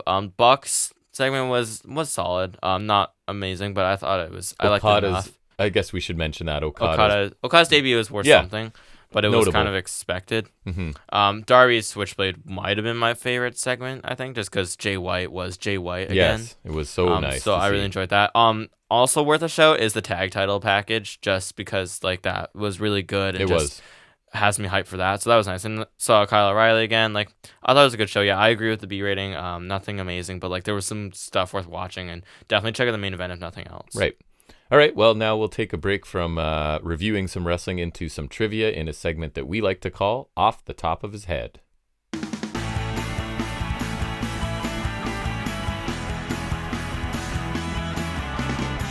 All right, so this week, I think I've done this topic before, but I think I found a newer list of them. So what we are going to discuss is, it is going to be, I think there's how many? Like 15 to 20 of them, and it's going to be the technical name for WWE finishing maneuvers. Okay? So like, and again, I think we did this before and you disagreed with some of them, but we'll see. First one, pretty clear. Double underhook facebuster. I'd agree. Correct. It depends on, I mean, I do think that works, but that could also be the fairy tale ending, you know what I mean? You're right. They don't get into the lift or how much of it is, yeah. Standing fireman's carry transitioned into a power slam. This one I kind of disagreed with. I'm thinking Keith Lee's move. But... No, but that is more so. The fireman's carry, agree. The power slam, no. AA? Correct. Not a power slam. Oh. Reverse pile driver. Tombstone? Correct. Sure. Shoulder block takedown. Pounce? No. Think about it. Everyone uses. Yeah. Oh, Spear or gore. They would have accepted. Lifting side slam. Rock bottom? Yes. See, I was going more with side slam or boss man slam or black hole slam. Side slam makes me think sidewalk slam. Yes. Not Uranagi. Jumping cutter. RKO. Or DDP the better version. DDP doesn't jump. He does sometimes. He doesn't do that was the whole gimmick, was it could come from anywhere. Yeah, but Orton's done it better. Fireman's carry facebuster. F5. Yeah, it took me a minute. I don't know if I go facebuster. He kind of works out into a flatliner. The way he spins him out. But we usually releases them. Kind of, but like the way he spins him out would like, I guess I should do it with Wardlow, but like it'll end up kind of like a flatliner. Yeah, I guess it could. You know what I mean? I don't think they're really busting faces with that one. Sit out, 3/4 face lock jawbreaker. Stunner? Yeah, I would not have got it there. And speak louder. You're barely picking up on the mic here. Stunner. I would not have gotten there. Elevated Boston Crab.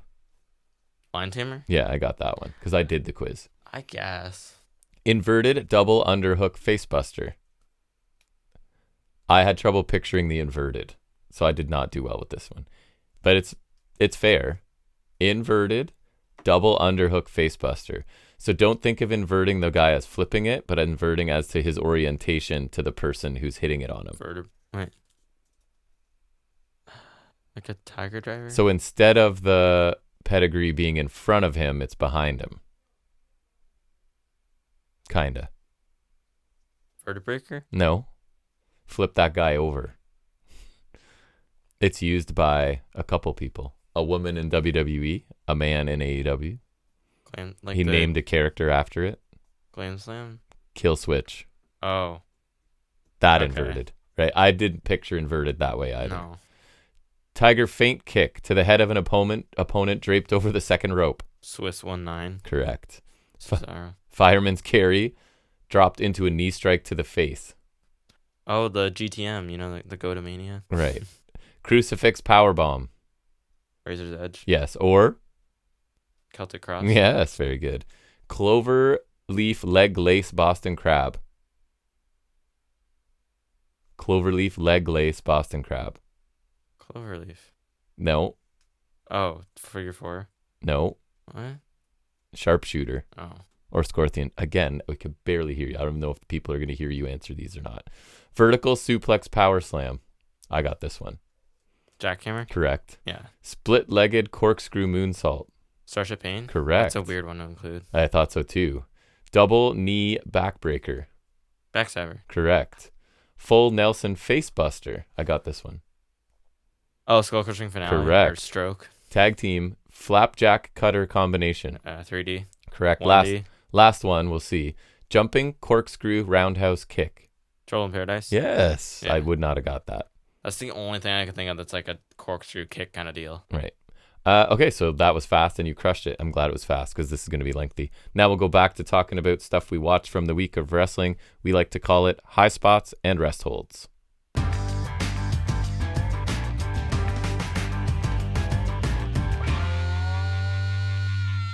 All right, let's start it with Raw. I watched it. I don't remember what I watched, so if you pick a couple things, I might remember. So what do you got? I gotta scroll down. Where is it? There it is.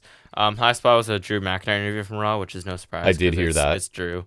He was talking about how Rollins is a spotlight junkie and he can't help himself. He listed off all the recent big returns like Punk, Cody, and Rock, and Rollins is there every time. Punk, Rollins involved. Cody, Rollins involved. Fair. Rock, now Rollins is involved. He talked about how Rollins isn't focusing on the world title Raw like he should be. He's getting distracted by all this fancy Rock and Roman stuff on SmackDown. Mm-hmm. It's to the detriment of his body and mind. McIntyre, he doesn't care, though, as long as he shows the meaning. He'll take the title, and the title deserves better. Yeah. McIntyre is freaking fantastic. He's awesome right now. Agree. He just sounds so comfortable now, and like he's just funny though. What he's saying makes sense, and it's amusing. Yeah, he's good. I'm almost disappointed without being I feel comedy heel though. I feel like Priest has to cash in on that title probably, right? So it's like he'll probably get screwed eventually, which sucks. But I just want him to have his moment at least, and we can work from there. Yep. But honestly, genuinely, he's just doing some really good work right now. I like it. He's it sucks awesome. that it's main roster WWE, so I don't really watch it, but I keep tabs enough to enjoy right. his stuff. It's so good that I'll find his stuff every week. I'll find him. Yeah. Yep. I just like that he takes constant shots at Punk. Like the other week, he does. Or sorry, on Monday he like tweeted the exact tweet where it's like, because when Punk was on the scrum at Brawler, he said, "What I do to deserve an empty-headed dumb f like Hangman Page going into business for himself or whatever," and he commented the exact same thing but about Rollins, which made me laugh. So it's just so funny. I'm surprised Punk's letting this slide.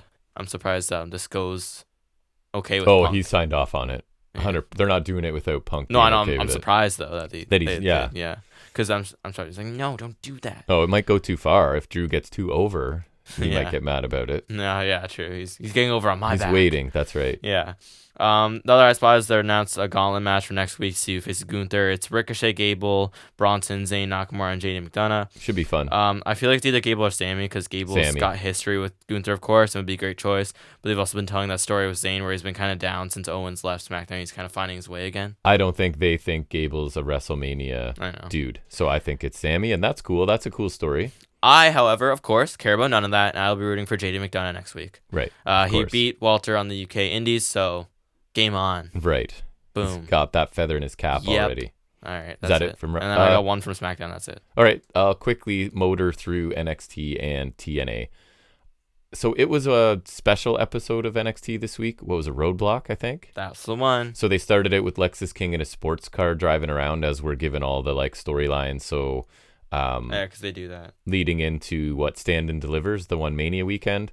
So it's the Tony D stuff, the Mellow stuff, Dijak Gacy Asylum stuff, Taya Paxley stuff, and Kabuki Warriors are facing them, right? So it was fine. I always appreciate NXT trying to find a fresh way to do this type of thing. I don't think this was one of the better ones, but it's still stylish and different, so it's fine. The No Mercy one was the best one. Agree. That was awesome. The where they made like the No Mercy game. Yeah.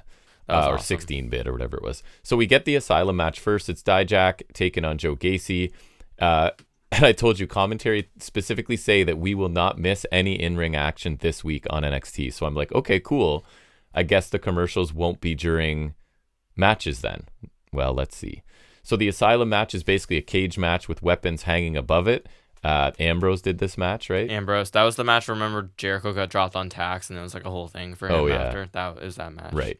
Same event where Rollins returned. So there's a door, a fire extinguisher, a crate that says "Do not open," plus all the usual weapons. And in hindsight, the quote-unquote weapons hanging, I don't think got used. It was all the stuff that was just kind of around the ring already. I know, like in the original one, it was like it took them too long to get them. They only used a few of them. Maybe that's why. They had more stuff still, down it low. doesn't take that long to climb a cage. Early Death Valley Driver by Dijak. He goes for the pinfall immediately. And I'm like, really? This bitter feud where you've got this crazy match and you're trying to end it in the first 90 seconds? Anyways, Dijak opens the crate that he's not supposed to open, and a cartoonish boxing glove like Jack in the Box pops out and hits him. I guess in the groin was the plan. As Gacy unleashes the fire extinguisher as well. So Gacy is still the Joker, like the cartoon version, I guess. Not 10 minutes after telling me I won't miss a minute of in-ring action, there's a commercial break. No picture-in-picture for Canada in the middle of the match, so I definitely miss a whole bunch of in-ring action this week, as I always do with NXT. Back from the break, Dijak's climbing the cage in the corner, and he hits a moonsault, and it was crazy. It was huge. It looked really heavy landing. I assumed Gacy was going to move out of the way, and he did not, so in a pretty cool-looking spot there. Dijak puts Gacy in a straitjacket, as Booker reminds us that Gacy didn't seem to mind the straitjacket, so way to further the story here, buddy. Like, oh, he doesn't care about the straitjacket. Anyways, there's a happy face table in the ring. It gets set up by Gacy, but a chair shot to the back by Dijak. Dijak fastens the straitjacket up. He headbutts, Dijak gets headbutted off the corner through a table, and then Gacy follows with a straitjacket with the senton with the straitjacket on. Duct tape around Gacy's face, then a kendo stick attack. Dijak grabs Gacy, throws him through the door that's set up in the corner. 2 feast your eyes with Gacy still tape over his eyes, and it's over. Almost 13 minutes. Again, fun weapons match. Felt a bit shorter than it was to me, I guess because it moved fast. Basic stuff for the most part. Some fun spots, including the moonsault off the top's pretty memorable. Again, tough to love this when you compare it to AEW stuff, right? But it felt like a sprint where the weapons weren't touched a lot, the ones hanging, but fun enough, I guess. The family are backstage. They're bringing in Luca Crucifino. Tony asks him to be his consigliere, which basically like his advisor. Luca, it's just the most stereotypical way to say that, you know what I mean? Because that's what they have to do here. So Luca agrees, and I believe this group is still baby faces somehow. Regardless, still annoy me, and we're just piling another lazy stereotype onto the rest here. I mean, at least it's like, I don't know if I mean, I guess it kind of makes sense, but and at least there's like just doubling down. I don't know. And I guess that's why they had Crucifino like showing some babyface fire in his match. Was it last week he took on Dijak? Because didn't he tried to get him to stop? That's right. Imprisoning Casey. Right. What am I saying? Like that fact that that's a legitimate sentence. I know. Fallon Henley's backstage talking to Riley Osborne about his date with Thea Hale. Fallon tells Riley that Thea got bad advice and that the girl Riley likes is still in there somewhere. Crucifino should get on Fallon Henley for finisher theft. Davenport shows up. Apparently she's dating Riley Osborne in real life. Yeah. And sort of mocks Fallon for giving advice. I even think she says a line that Riley can do better. Ha ha ha. Because it's her. Yeah. And the better is her. I think Thea Hale is... Who is Thea Hale with? I'll figure it out. I was going to say Tyler Bates, but Tyler Bates with Sil Ruca. So as often the case in NXT, this is adults having adolescent conversations, and it annoys me more than anything. I can't excuse it for Hale because she was like super young, a teenager when she started in NXT, and that's been her character from the beginning, right?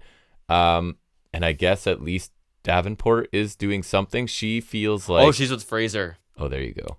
I just remembered before I looked it up. Davenport kind of feels like Dijak in terms of just floating around the roster, doing whatever and having decent matches. Just being an antagonist to people. And we get this match of Davenport and Henley later on tonight. Lyra and Tatum Paxley are backstage. Tatum wants to be more than friends. She wants to be champions. Lyra says they have a professional relationship, and you can see Paxley doesn't love this choice of words, right? She wants to win the titles, to be forever intertwined with Lyra. Tatum goes kind of manic here and talks about going to dark places and ripping out people's souls. Again, not a storyline that feels champion worthy for me, but it's allowing Paxley to like get experience and experiment with this crazy person character. And I guess she's getting crazier, which can sometimes be a lazy thing to do, but we'll see where she goes with it. Tag team championship match is the Wolf Dogs defending against Chase University, which is Hudson and Andre Chase in this iteration. Vic claims that I will not miss any in-ring action yet again. And the Wolf Dogs dominate early. Luca Crucifino got to get on that. That's false advertisement. Booker's new gimmick is he clocks Braun's speed. He'll be like 25 miles an hour or whatever, and it's dumb. Chase, you take control once Hudson gets involved. I always hate him in Trick Williams' entrance. Then it's annoying. Then it's a commercial break, and we do miss action. Wolf Dogs are back in control. We get back. Cutter from each, with Braun's being that cool one where he flips Chase. Him out of the back suplex. It looks so good. I like that move a lot. Corbin ends up posting himself. That allow Hudson to make a hot tag. Corbin never still do like the thing where he like slips out the corner, goes around, and comes back on the clothesline. Remember he used to do that? Yeah, I don't think he does it. Boss Man Slam for both here. Braun really late at breaking up a fall that makes the ref kind of look silly. Braun leaps off the apron, clothesline Hudson over the announce table. No breakage. I think maybe it was supposed to, but just kind of over the table. Braun takes himself out by running into the steps. That allows Chase U to get a couple near falls. Sudden deep six and a spear, and the champs retain after 11 minutes. Hale runs off after JC Jane is sort of holding up the L on her forehead thing, and then Hale just runs away. I don't know. We'll see. Solid TV tag match. Pretty fast-paced. Decent job of making Chase U feel like a bit of a threat here, because the result was never in doubt. Clearly, the Hale JC Jane thing is going somewhere, and hopefully, I missed the like Scrappy Doo version of Thea Hale, right? I hope she comes back to that. Scrappy Doo. It worked for her. Makes me think of Butch. Kelly is backstage. She wants to talk to Mello, who now has security in vests and masks. And he says he's handpicked the security this week. You know what they all have in common? They were all white dudes last week, and this week they're all black dudes. So I don't know if that was intentional. Mello's like, this is my people or whatever. That's kind of funny. I don't know where. I mean... Just something I noticed. At least if it's handpicked, that takes out the possibility of one of them is Trick, unless one of them gets replaced. Right. Obviously, that didn't happen. Kelly asks about tonight, and Mello points out that the last guy that tried to jump the line, like Tony is trying to do right now, obviously referring to Trick, and that Trick's sort of taken out sort of thing. Mello is the man who will make history, go back-to-back at Stand and Deliver, and win the title because he is Oh, that him. would be cool. Yeah. Well, right? Obviously not. But... Bit different for Mello because he's portraying a little bit of insecurity this time, right? In this heel version. So not as high on it as full cocky Mello, but I get that he's trying to do something a little bit different, right? Like he's a little bit insecure here instead of being supremely confident. Sean Spears versus Uriah Connors. Do you know who Uriah Connors is? That's Brogan Finley, isn't it? Correct. I thought it was because I saw it and I was like, is that Brogan Finley? Fit Finley's son. I did see that the AKA Bullet Club one. David Finley's brother. I don't know. He's small. Very big. There's a very legitimate chance I'll like him more than David Finley. So why not Ty Dillinger? Why Sean Spears now? I don't know. Me either. But then that makes me think like we'll see Matt Cardona at some point. Yeah. Not Zack Ryder. We'll see Matt Cardona. Which I mean, like I guess it's a solid way to do a rebrand. It's not like that. I don't think that's like never happened before that people come back as something else. It is just interesting, but I guess it's like just no mention of an easy way to do the reset and maybe try to avoid the 10 gimmick since he's being Healy now. To be fair. He was also... Ty Dillinger wasn't even his first character. He was Gavin Spears in That's true. WWE CW. That's true. He was. There's that. Technically, it's his third name in the company. So he's doing a McFoley thing. You could do that. 3 faces of... Yes. Next Sean Royal Rumble, Spears. he's making 3 entrances. One of them's at 10, obviously. Repeated corner knees, C4, not the cool one I put, just the DVD. I did see how he did the knees, though. That was the knees cool. look cool, I will say. The C4, he needs to stop doing that. He needs to go back to the tiebreaker, which is like... Okay, actually. The tiebreaker at first used to be the Ushigoroshi, but then now the tiebreaker became the A-Town Down. So I guess he can't do that then. Probably not. It's So been then, claimed. like, I also had like the Perfect 10, which was like, I see the change the name, but it was like just run up and do like that. Yeah, So, but I guess it's kind of like the reclose. I guess he has to use a Deathlight Dart, but that's a stupid finisher. because Though. everyone does it. Yeah. Anyways, I don't know. He can't win, I guess. He wins after a minute. Can you pass me the charging cord? Yeah. Spears speaks about mirrors and being who you are. Then he calls Ridge out, and Ridge comes out. Ridge attacks. So I guess that's where we're going. And Spears, I'd like to say Sean Spears' entrance does not hit the same without the AEW theme he had, the one by Josiah Williams. Sure, I don't remember. It's way better. Spears is trying to be a vicious heel, but the crowd is like chanting "Welcome back," so it's kind of. And I guess as long as they use him as the veteran to help the kids and they're not pushing him as a star, he can be useful. But No, push Sean Spears. No. Push him. I find what he's doing now to be kind of uninspired and generic. We know him as something else, and he's just offered no explanation as to this. I did see it and look just kind of like sometimes with House of Black, where it's like they're saying a bunch of lingo, Right. and it's like I think what he's trying to say is that, and I think he maybe talks again later, but basically that Ridge says he does things for his family or whatever, but he's lying about it. I don't know. And then you've got Ridge Holland, who the idea for that gimmick is there because it's like some kind of righteous type of thing, but like Ridge's character is a professional fighter who's afraid of hurting people, and that's stupid. I feel like it's not entirely Sean Spears' fault. I kind of feel like we've got two mid-carders with kind of lame gimmicks facing each other. I always thought the chairman was kind of a solid thing. Like, I mean, not like this. I don't think but they like, want to focus on that in WWE, though. You could work it like, yeah, that's fair, but you could work as like some sort of, not vigilante is the word, but like some, maybe like a hunter kind of thing. Because you know how like Kaz is like the elite hunter where he was like kind of gunning them down. Like, Spears could like beat people with a chair from mine and like try to. I don't know. There's something with a chairman that like I feel like he could do, but I don't think they need him. I'm one, and I guess maybe he's like a trainer too, kind of thing. I think so. Maybe I always want something for him. He's a Niagara boy. Yeah, that's true. Briggs approaches Jensen backstage. Briggs questions Jensen's decision to challenge Obafemi. Jensen said he's taking Briggs' advice about growing balls. Because we have to use that term because courage is an exclusively male thing, apparently. Well, and it's like ever since like that's what Briggs said. I swear every time I see Briggs Jensen, or sorry, not Briggs Jensen, Brooks Jensen, like he's like, "Hey Briggs, I grew balls. I'm gonna attack you." Or like Obafemi, "Hey Briggs told me to grow balls. I'm gonna fight you." And it's like, "You told me to grow balls. I'm gonna fight you." Like it's the same lingo every time I've seen it. Like because that's what Briggs says. He's like, "No, I need to have some confidence. I need to go after someone." He's like, "No, I gotta grow balls." That's right. Every time. It's like growing my balls. And the part I liked about this, Jensen walks away and Dijak kind of walks by Briggs and is like, you know, you're lying to your friend and you know it, sort of thing. Like he's going to get killed by Obafemi and it's kind of you. So I like that. The quick use of Dijak because he and Briggs have history, right? They had a pretty decent boss fight. In the Iron Survivor thing. So I assume Femi's going to demolish Jensen. I don't know what they're doing, Briggs and Jensen, but we'll see, I guess. Kelly Kincaid is with Dragunov. He says stuff including that if Mello wants an opportunity, he needs to earn it. Stack shows up with Luca Crucifino. Mello will miss, and one way or another, Tony's going to see Ilya at Stand and Deliver, and Ilya says he can't wait to see that. Crucifino said like one line that was weird. Like he finished one of I don't Stack's sentences for him, and I don't know why, because that was the only thing he said. I still don't like Tony D being elevated into this spot with this current cartoonish gimmick. I'd have no problem with him in ring, but having this guy at the top of the card says something about your company. It kind of makes me feel like Tony Storm being your women's champion for an extended period says something about the division. Yeah, I feel like it's just a little unserious. Aside from Dragunov and Mello, it's not my like fave. Super top tier in NXT. And nobody. Trick, I don't even. Trick's on the cusp, I guess. Breaker, but even then he's like occupied. Tag team now. I know they're making Tony more serious now, but I think he's still a babyface, right? I thought you were talking about Storm, and I was like, no they're not. Tony D. Yeah, I was and they haven't had long enough to establish that Tony yet. And it's already like right to a championship match, maybe. Well, yeah, I don't even think it's that much more serious. They added a lawyer, I guess. Yeah. Taya Valkyrie and Tatum Paxley taking on the Kabuki Warriors. Taya Valkyrie? Sorry, wow, that's what I wrote. Oh, ooh, my mistake. Not Taya Valkyrie. Jeez. Do I have that all throughout? Now I'm wondering.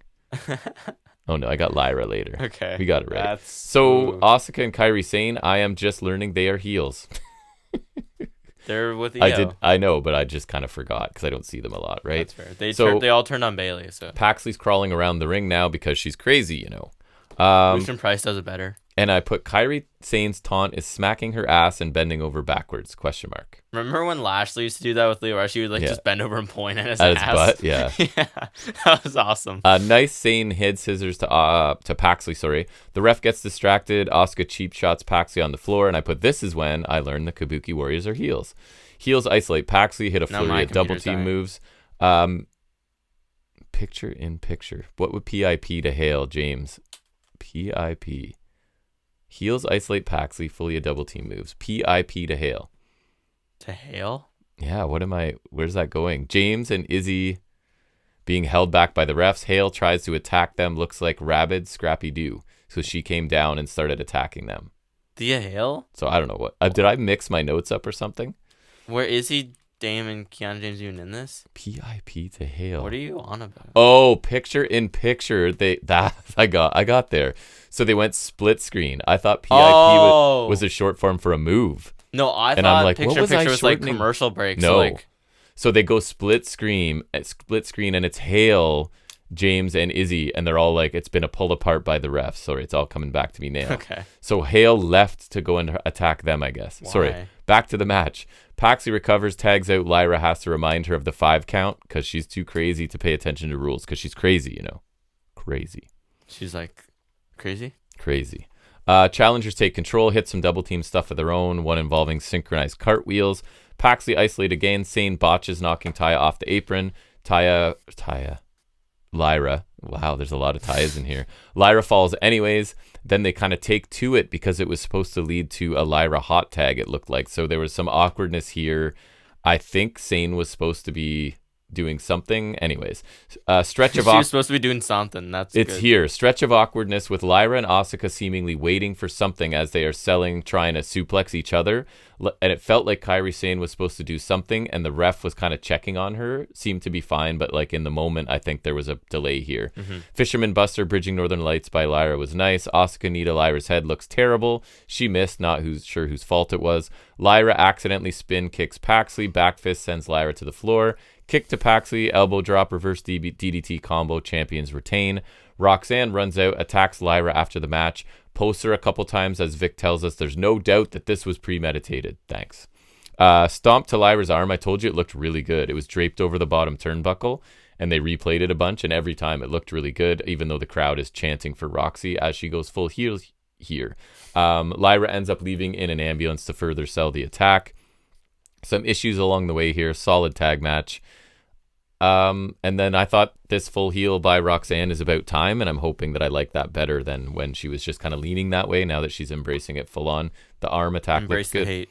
Henley, Fallon Henley, Blair Davenport. Sorry, I'm trying to go so fast. I just want to get out of here at this point. This has been lengthy. Davenport's the women's division's Dijak, as I said, drifting aimlessly but generally putting in good work. Booker T super annoying to start this match. House call alert. Jack will not approve. Fallon Henley hits the house call. Sol Ruka comes back, I told you, and she botches her finisher off the guardrail. To be fair, I'm not sure Davenport took it very well, because remember, Davenport was the one that took out Ruka, storyline at least. Ruka rolls Davenport in the ring. Henley hits the Shining Wizard for the win in under 4 minutes. I actually thought it was smart booking. Henley gets a quality win to carry her momentum. Ruka returns, and Davenport gets an actual feud to build, hopefully, even though they sort of blew the move. Didn't they do it with Nikki Lyons too? They did, but now she's hurt again. So it's going to sound like I'm ripping on Henley. I do kind of like her, but I feels like every match of hers is the same. And I know like you could probably say that about a lot of wrestlers, but I seem like more aware of it with her, you know what I mean? Yeah. And I think it's that her matches are never very long, so she just gets her stuff in and it feels like it's the same stuff. There's never much room for anything else. She doesn't have a lot to do. JC's backstage, busting Chase and Duke's chops about losing the title. Thea comes in and says she thinks there's going to be a tag match because she just went and started a fight with Kiana and Izzy. JC's kind of like, well, who's going to be your partner? Thea says JC, but JC says she's busy and walks off with Jasmine. Mean Girl stuff with adults. NXT Degrassi High. Ava and Gigi in Ava's office. I'm almost... Mine's slow, too. Our computers may die in the middle of this podcast. Ava's explaining that Grace refuses to fight Gigi Dolan. Obviously, Gigi's not happy. Grace comes in. Gigi wants a fight and says... ass in her little rant, and Grace is offended by this. Grace will agree to the match if she gets to make Dolan a lady. So I think it is if Dolan loses, then Ariana Grace gets to make her a lady, a proper lady. So guess what I think is happening here? But Gigi Dolan wears her heart on her sleeve and she's being herself, or That's whatever right. the crap in that stupid video package was. So I'm assuming Grace wins, but so you have Ava and Gigi Dolan started this segment together, and that is death for me. And I'm not loving the evolution of Ariana Grace either, who I thought was cool as the beauty queen, but now, like, again, Dolan even pointed this out. This is a character who has a job as a wrestler who doesn't wrestle or want people to wrestle. Rich Holland. So yeah, I'm sure Grace will perform the heck out of it because she seems like that's how she is, but it's dumb. Kelly talks to Sean Spears outside. He says Rage in Ridge's Ridge's best friend. Rage is Ridge's best friend because he's speaking cryptically. And next week he'll teach Ridge to enjoy it. I roll my eyes. This is lame.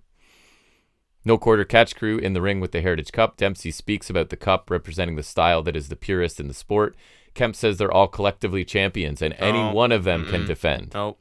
So we're going Freebird rules with the cup. That's dumb. That only makes sense for tag titles because it's already multiple people holding it. Right. And usually it's like one other person. Like, it's a singles title. You can't And why, again, do they get to do this? Why would Dempsey agree to that? And what powers that be agreed to this? Ava?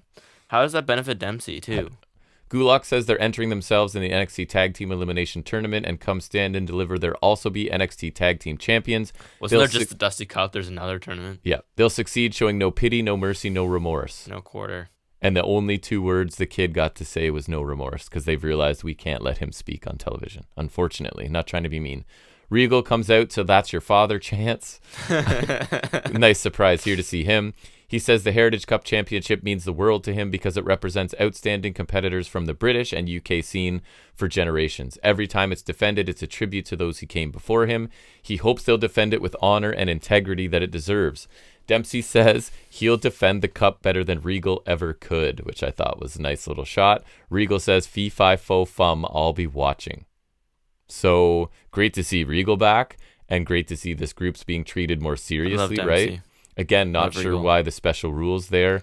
You'd think someone would complain about it. Dempsey's the one to do know. that. He's the best. Like, maybe Gulak, but like give Gulak his own run then. Cool moment to see Dempsey take a shot at his dad. They must have had fun doing that, right? Yeah, that was nice.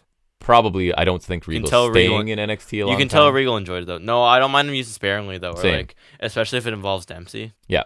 Noam Dar's catatonic again after losing the cup like last time. He's on a couch backstage. I saw him in his post, though. It seems like he's going to be shifting focus, though. So Lash tried to get through to him, and suddenly he just snaps out of it, and he's optimistic, and he's super mega babyface now.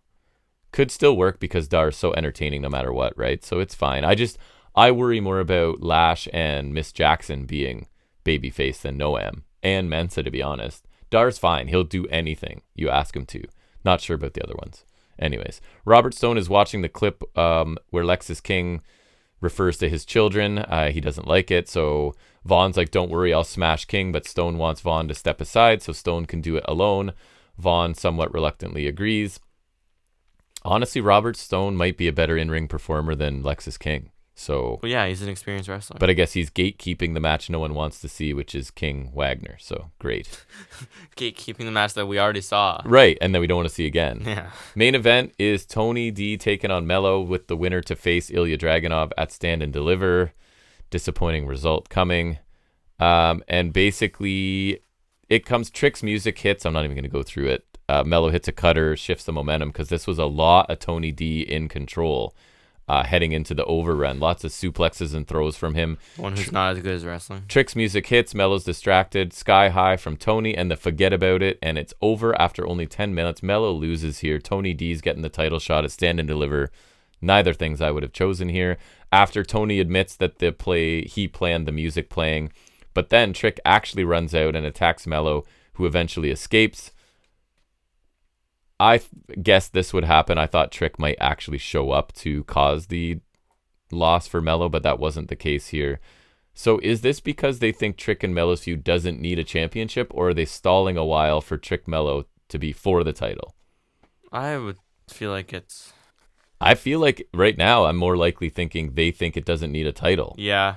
I think so. I think But I it'd be don't better know with who the else title. challenges. Yeah, I don't think Tony D challenging is worth it. I feel like No. it should have just been for the title. But then also you'd have to wait till after Stand Delivered. Now, I feel like they might want to blow up the feud there because I don't know how much longer Melo needs to be in NXT. I know.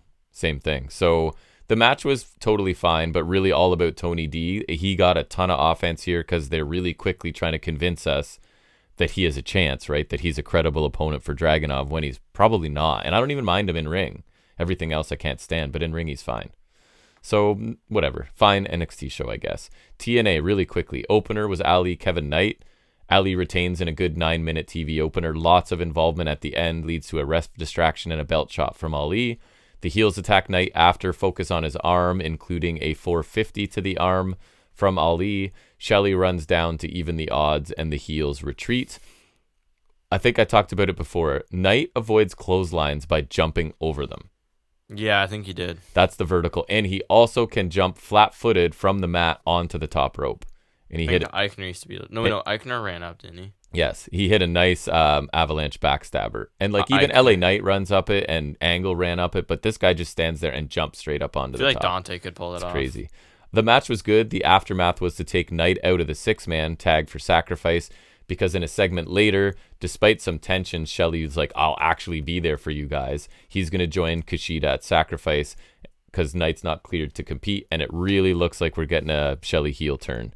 Because he's pissed about them throwing in the towel against Moose, Kushida specifically. Oh, that's the tension. That's right. Xia Brookside and Tasha Steelz get little vignettes ahead of their triple threat with Grace at Sacrifice. I guess it was fine. I don't think either of them have a chance, and I'm not super interested in either of them right now. Ash, by Elegance, squashes local talent again. She's ordinary at best in the ring. The crowd doesn't seem to care. I don't either. Macklin cuts a promo from a hotel room because he's not showing up there since Nemeth won't show up. And then it's so dumb. Like, fine, have Nemeth show up and attack him in the room, which is what they had. But to explain the camera not picking it up or whatever, as soon as it's happening, it's like there's trouble. Like his computer is having trouble, right? Like there's loading issues or whatever that I don't really think they needed to do there. So Ziggler ends up taking out Macklin in his hotel room. Ziggler.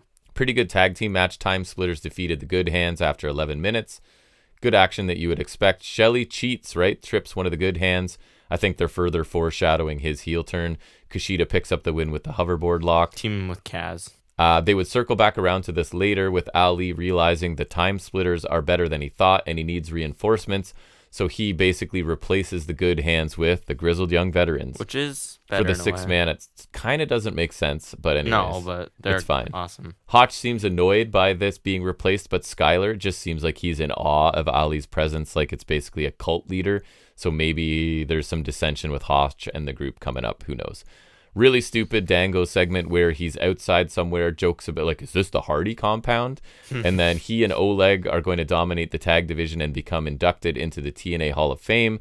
Then he like talks about his wrestling school and all the 20,000 ways that you can pay him or send him money. It's not good at all, and his group is really inconsequential. So I just find these segments meaningless. Masha Slamovich took on Danny Luna. Threat and Killer Kelly there at ringside to support their teammates. I thought this was a physical, competitive 8-minute match. Luna picks up the win clean with the fireman's carry powerbomb that I think they call the Luna landing. I love Masha, as you know, and I've been really impressed with Danny Luna since she came to TNA. She's bringing that powerhouse style, fits in well against the other women, kind of like another Jordan Grace, like a Jordan Grace Jr.